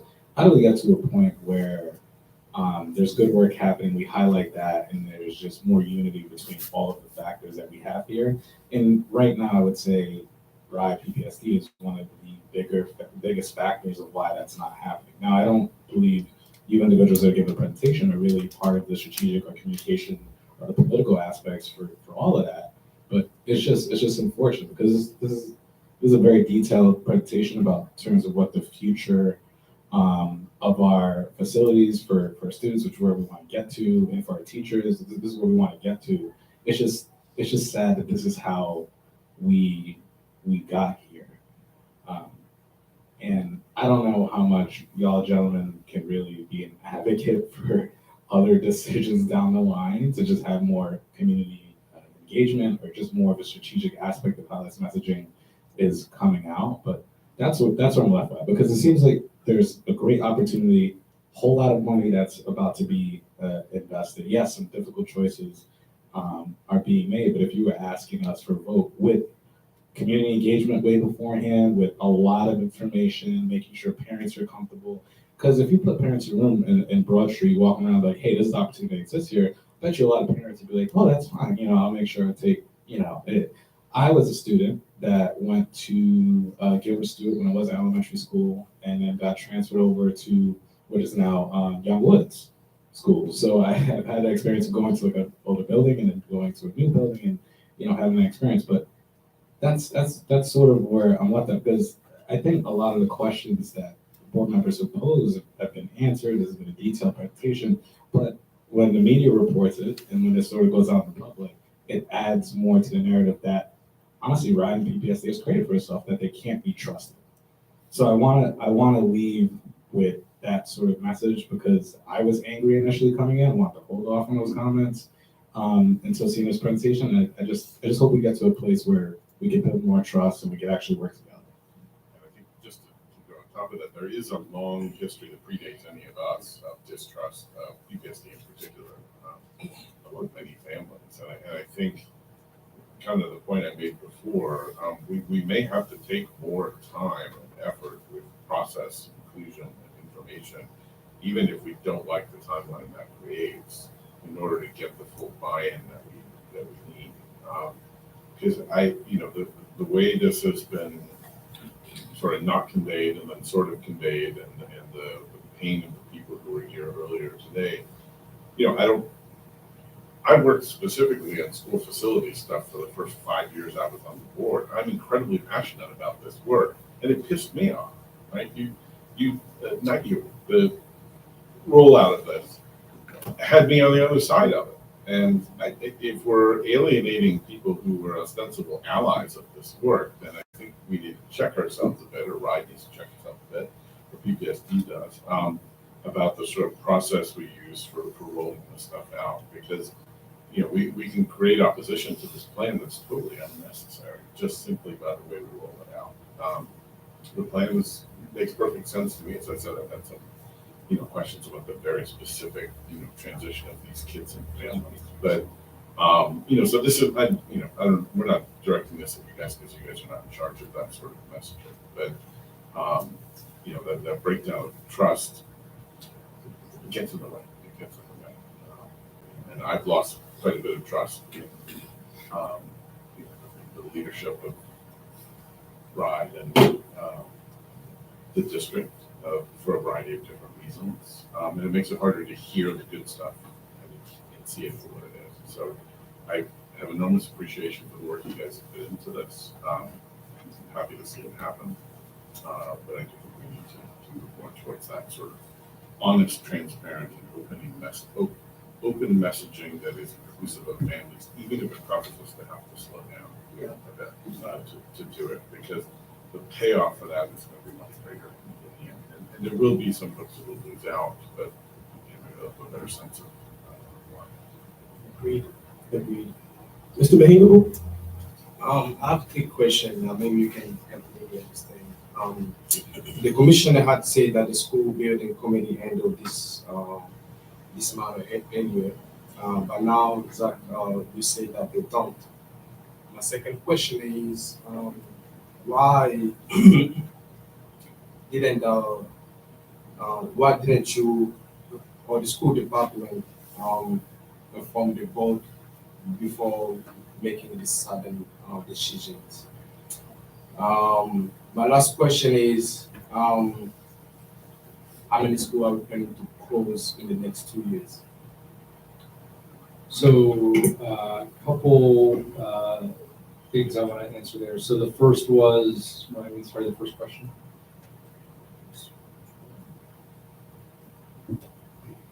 The commissioner had said that the school Yes. So the school building committee certainly plays a role in our facilities. They're the ones who approve new construction and capital funds. That is outlined in state construction regulations. So when we're approving, projects that were approved at William and Newpany, Hope and Classical, those have gone through the school building. They do not approve closure of schools. That is not in their purview. Closure is not just a facilities decision, obviously, it's also a programmatic decision. Nor do they control, the city of Providence is the entity that owns the building. So the school building committee plays a role certainly in our facilities planning because they're helping to approve projects, but they are not just kind of decision makers when it comes to school closure. Really quick. Really quick. Hold on a second. Let Mr. Mahane. He went, it's still to that question. Well, he had two other questions. That I know, but I don't want to get off track. It really pertains to this really quick. The commissioner made clear today that the school building committee handles those matters, not the school board. You're now saying that they don't handle those matters. You see where sort of it doesn't add up or make sense? I don't. If the question is, does a school building committee play a role in facilities in the district and are in approval of projects? Yes. Do they make decisions around whether you close a school? No. So I don't think, and I didn't hear everything the commissioner said, but I know, I did not hear her say that they were this decision makers. I have your number, I'll send it to you. Well, go ahead, you can finish. I apologize. Mr. Mahane, you had two other questions that you want to ask? The second question was why did the school department inform the board before making the final decision? And the last one is how many schools Sort of the first one, and I'll say this with all due respect, but I know the conversation that was happening earlier where we were talking about there's Ride and then there's us, and we are one team. So I don't want to separate. This was our work collectively, and the timeline the timeline for notification was not the one we wanted. To be direct, there was something on social media that happened on Saturday. All educators in the district, from what I understand, were emailed about it on Sunday. There was no acknowledgement to the district, even a question, text, hey, we heard this, is this happening? Until Monday. So I understand, and we've had our back and forth about who wasn't transparent, but it sucks when you it's one thing if someone had said, hey, is this happening? We need to tell everyone about it, but no one even notified us, asked us, was it happening? We did have a plan to notify the board, notify the PTU before faculty and students were impacted. We did not get to do that. Our principals, you asked them, started getting contacted by the press Saturday and Sunday, and it was a mess. So absolutely not the way we wanted it to go. I 100% agree we need more trust here, but to make it sound like we were going to notify people, and it just thinks that we weren't able to do it the sequence that we wanted to protect families and communities who needed to hear from us first. Exactly. Go ahead. I think that I understand that information sort of got out. It's more of the reaction to it from your bosses. There's more of the reaction to it that I think even further created the anger, the statement and everything like that. The statement from the district, and that just put more wood to the fire. It just flamed more from all the other issues going on the past. You've had the best answers around what happened, being transparent, and also saying we wish it could have gone a different way. But there has to be acknowledgement that the district rise only add more to the anger, more to upset to the community board around this important decision. But really quick, it wasn't, I agree with him, but it wasn't sort of It was that too, what you said, but it was more of when the conversation started, why wasn't the community aware? Why wasn't the board aware? Why was this handled internally? That's sort of what the community spoke about on today. That's what we're currently trying, well, I know I'm currently trying to get clarity on. It's not about that, that's not transparent when we have to figure it out through social media. We wanted to be involved with that process. These schools have historic backgrounds to them. Gilbert still has a historic background to it. All of Kaji, all of them do. So when we sort of make these decisions, it's important that you consult first the community about it and make sure that they are okay with it. Can you provide us what dates that you were planning to contact the boards? Like when? What was the Again, we had to adjust things based on the bond passage, the superintendent being on, so I don't have what we like. We had to adjust that multiple times. It sounded like you were saying the plan was before the students went on holiday break, Yes, that everybody was gonna be informed. And when do they go on holiday break? Is this next week? within the next week. Yeah, so that would have been from November on, the end of November, when the decision was made until holiday break, that was the timeline, somewhere in between there is what I'm understanding you would have informed community, staff, school board, about the decision. But to your last question, Mr. Hagelbo, you asked about if there were gonna be additional schools closing, or how many schools are gonna be closing in the next 2 years? So we don't have any other schools that are slated to close. We will say, again, newer and fewer does mean that we will be taking schools offline, right? So for next year, we have Pleasant View in the Nardici Learning Center, Kazarian in the Nardici Learning Center. Then that school will be open, and it would likely make sense to move current buildings, current schools into that building. But again, we have thought forward about other schools that are under enrolled, but there's no like final plan to close schools in a couple years. I'm sorry, can you clarify to me, when you say we came up with this decision, is it the commissioner who, the school building committee who came up? Who made the decision to close the building? Yeah. Was it? Yeah, I will say, I mean, it's as the leader of the district, it's the superintendent, he consults with the commissioner, and I certainly, as a member of the operations team, advised him, was on board with it, so I'm not putting it on the superintendent, and he was the only one with kind of making it, and it was, people on the, as we reviewed a lot of the information and made the forward-looking plan, we're working with the superintendent to make the decision. But really quick, I've been. Yeah, you've been waiting. Go ahead. So, Thank you so much, because I'm looking at the times around 10 o'clock. There's some things, like just Travis said earlier on about waiting to see this presentation. This is a wonderful presentation. This is an ambitious presentation. This speaks to the future of Providence School. However, just like Dr. Santos said, process. It's a complete mess.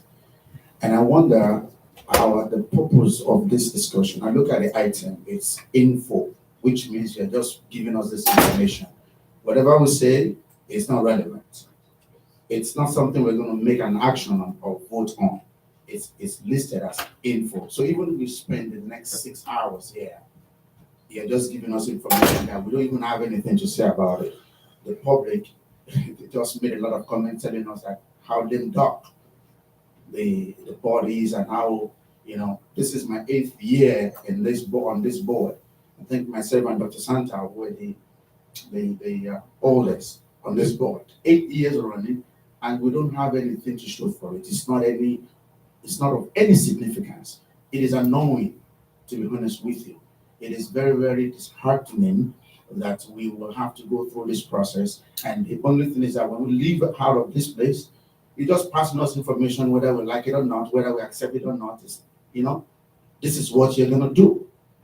Because 2 items, 2 things, facilities, enrollment. These 2 things, nearly every month or every 2 months, we hear presentations about facilities, about enrollments. We even hired, because as the chair of the finance committee, we approved a contract with EY earlier this year just to help us on the enrollment issue. The first time we're having this downward spread in enrollments falling down is today. The only thing we've been hearing all this time is, oh yes, enrollment is falling. What can we do about it? So if you have been on this discussion for the past 3 years, why are we just knowing now? Why did you just take that decision a week ago? You're just telling us that, it doesn't matter. We just have to do what we have to do. I stand to be corrected. Facilities, we've been, and if you're looking at, okay, because of the passage of the last election, what my calculation says you are investing 500 million. Only 125 million was passed last November, if I'm correct, right? Which means somewhere, somehow in the past, the remaining $375 have been million dollars have been in the pipeline. So why do we have to rush to take decision a month after 125 million was passed when the actual budget is $500 million? Where were we in those years, in those times? Why in a rush for 125 million when we're looking at spending $500 million? So which means there's a lot of things, there's a lot of distrust and mistrust, and you're not giving us information. All you want us to come here and spend 4 hours on, we're gonna do this. It doesn't matter how you feel about it. I want to belong to somewhere where my voices will be heard, not just like anything. It is disheartening for the members of the public to say you're not doing anything, not knowing that a lot of things were taken on the background. All the members, people, we belong to the community, we represent the communities reach out to us, members of the community. What are you doing? How? See, tomorrow, I will need to go back to my community and tell them, oh, this is what is going on in the school district. And there's a lot of things happening. My 8 years, this is the 7th superintendent. 7th. So we become a laughing stock. That, oh yeah, are you going to hire another superintendent? What do you see? Are you going to fire the new superintendent? And we need consistencies to be able to do this. Let the truth be told. We're not going to be able to move forward when, I want to see what is the purpose of the school board. If it is only just to let us know that you're doing this. If people are angry, they have the right to be angry.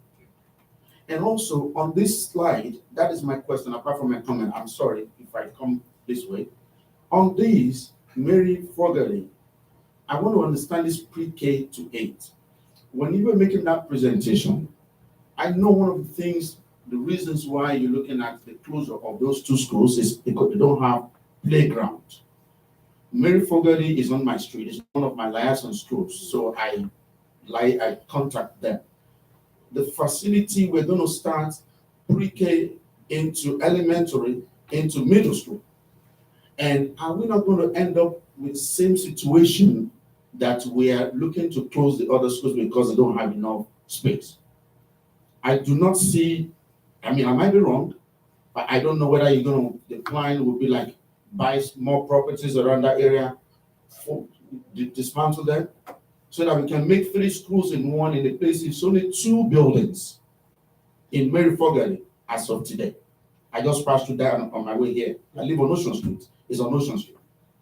Now, how do we now want to make 3 structures? If I understand pre-K to 8, maybe I need to be educated on that, apart from my something. So please, you can educate me on that.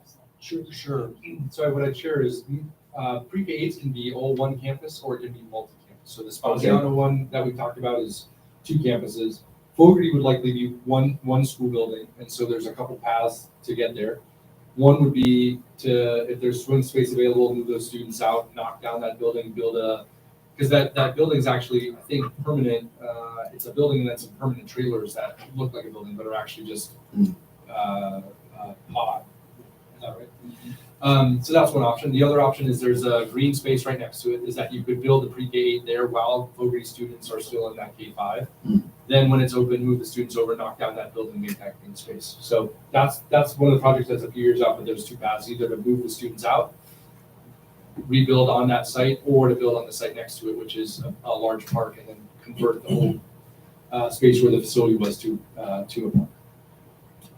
So it would just be one, it would just be one building. So it's one building now, it'd be one transition from one to the other. Because I'm looking at the space that there are right now, and to house that. But I wish us good luck because we're part of this puzzle. But I hope we will be able to work better. What we need is to be able to work better. We represent the community, and I think we have a purpose. We are enacted by law, and we represent this. We hear on behalf of the community. I think we should have a voice. I think we should just not be relegated to whatever you have to do. We had a situation when somebody was telling us that they report to the commissioner, they don't report to you, so there's nothing you can do. Can you imagine that statement? I think that statement tells a lot. Yes, even if they report to the commissioner, we have a superintendent that is hired. I mean, we used to have to vet those superintendents, and we do, rigorous exercise in getting the superintendent. Please let us move forward on the good path. This is a very ambitious project, but if it is presented wrongly, we will not be able to achieve it. And see, it's going to turn to a situation where if you don't care, if care is not taken, that the public is going to say, you can't do this. Do we want to wait till that time, or we want to make them understand this process? These are difficult decisions that has to be made, because change is something that is permanent. Every other thing is, like change is constant, and we'll have to. If you want to get something, the saying say, without war, there won't be peace. But how we navigate through that battle and trying to convince people and let them know that this is an ambitious project. Even the members of the board were getting this. The president sent this to us, and I'm glad the vice president said that we're supposed to have. You can tell us that we just prepared this at 4 o'clock or 3 o'clock. We got this in the afternoon. We didn't have time to go through it. 20-something slides. I think even if it's for informational purpose, I think it's our right to have a private information to it so that we can go through it, we can ask good questions. Thank you. If I could just reiterate one thing that I think Ms. Garcia actually opened the door, and as I was listening back there earlier, in just this month alone, we've had 6 community sessions.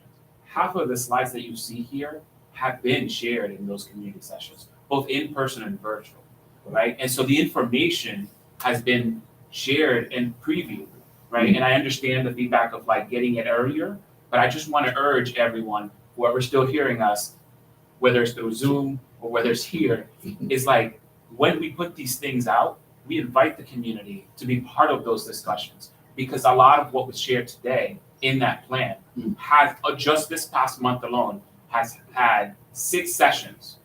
And here's the thing, I think the sessions are great, right? I do. I think the community engagement is wonderful.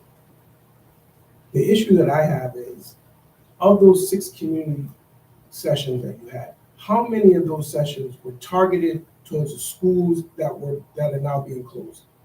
How many of those sessions targeted those parents, targeted those staff, and brought them into the fold? Because according to what we've learned here tonight, the decision was made somewhere at the end of November.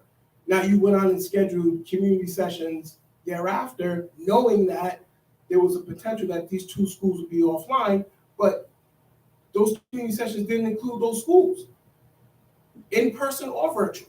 Yeah, and I wasn't specifically talking about the school closure part of it, right?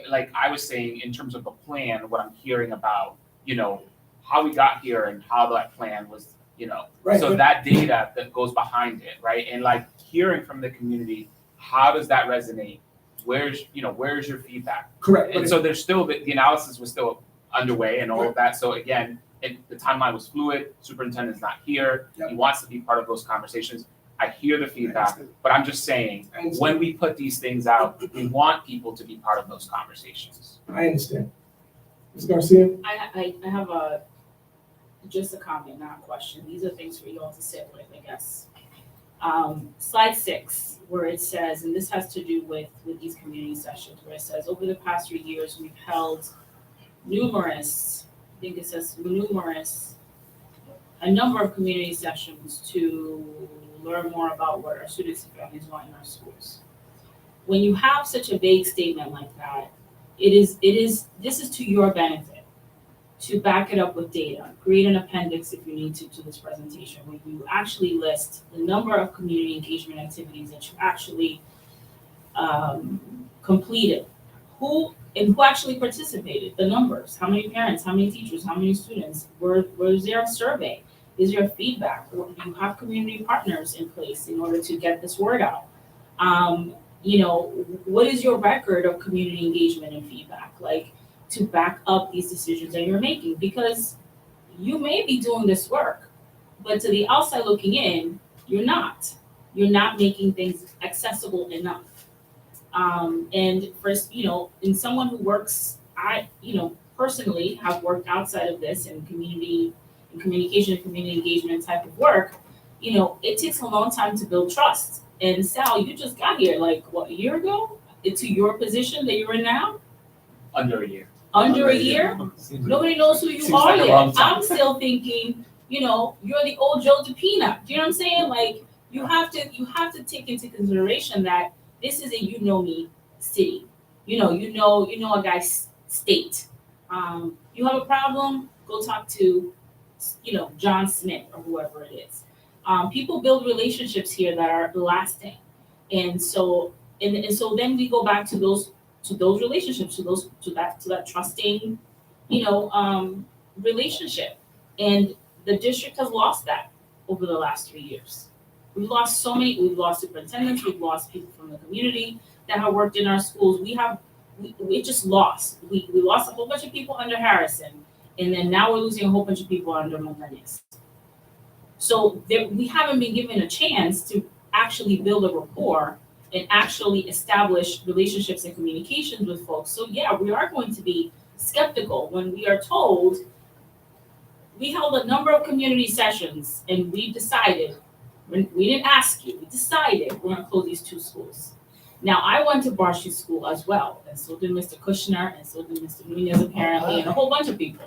It's like, Broad School is near and dear to all our hearts. When I toured that school about 5 years ago, I was told that the life of that school was 75 years. 75 years. So at the 75-year mark, whoever it was needed to start thinking about how they were going to fully renovate it or just tear it down and start over. And we're not 125. So I don't think anyone here is arguing the fact that these certain school buildings need extensive renovation or just to be replaced. And to use, your vernacular nowadays, be put offline and have kids attend schools that are better for them and that are better for teachers. But it's all about the outreach and the process. The process and then the outreach. The outreach has been poor. The communications have been poor. So I guess my comment to you all is that moving forward with these plans or whatever other transitionary plans or changes that y'all make, you need to give more support to departments like FACE, Family and Community Engagement. You have been without a director for like 4 months. Nick Figueroa left in August, and it is now December, and we still don't have a director at FACE. And I have asked several times about the status of that. That department has been undervalued and undersupported for years. And now that you need them, you can't ask them to do any more. Now that you need them to go into the community and do this outreach at the schools, they can't because they're undersupported and undervalued and understaffed and underled because they don't even have a director. Also, more support for student supports. So now we have a department of student supports, a department of health and wellness. And from what I heard today, we are currently losing social work, psychologists, people that are supposed to be supporting our students and staff around health and wellness, trauma, transitions, and stuff like that. So now you have 2 schools that you're displacing, right? And now who's supposed to support those students and families? We're already short-staffed. And then the third is your communications team. To my knowledge, for a district of this size, you have a director and like 2 other people that are running the website and the social media and the this and that, whatever. So every department is important, but those 3 those three for this type of work are critical because you're not doing the outreach that you need to do. You're not doing the communications that you need to do, and then you're not giving the support to the students and staff that they need in order to get through this. So, you know, the board is advisory. And I feel like I've been saying these things for the last 2 years, and it's all gone, you know, I'm talking to the walls. So again, I'm advising, I'm giving you free advice. I hope you'll take it. Thank you. Oh, and the presentation, beautiful. I've seen this presentation. I went to the school building committee meetings. I've watched them. They're great. They're one of the best committees. It is uplifting to see what our school facilities could be. It is. It's exciting. I went to classical. You know, the brutalist movement was hard. You know, there's no reason why our students should be in school buildings the way that they are. There's no reason why teachers should be teaching in mold, you know, teachers and students should be in mold infested classrooms. But it's all about process and communication and outreach. I feel like that is the piece that when someone challenges, then PPSD RIDE responds with defensiveness instead of just acknowledging, like, yeah, we could have done this better, let's try again. So, thank you. Thank you, Ms. Garcia. Any additional questions or comments from members of the board? There being none, gentlemen, thank you. Presentation.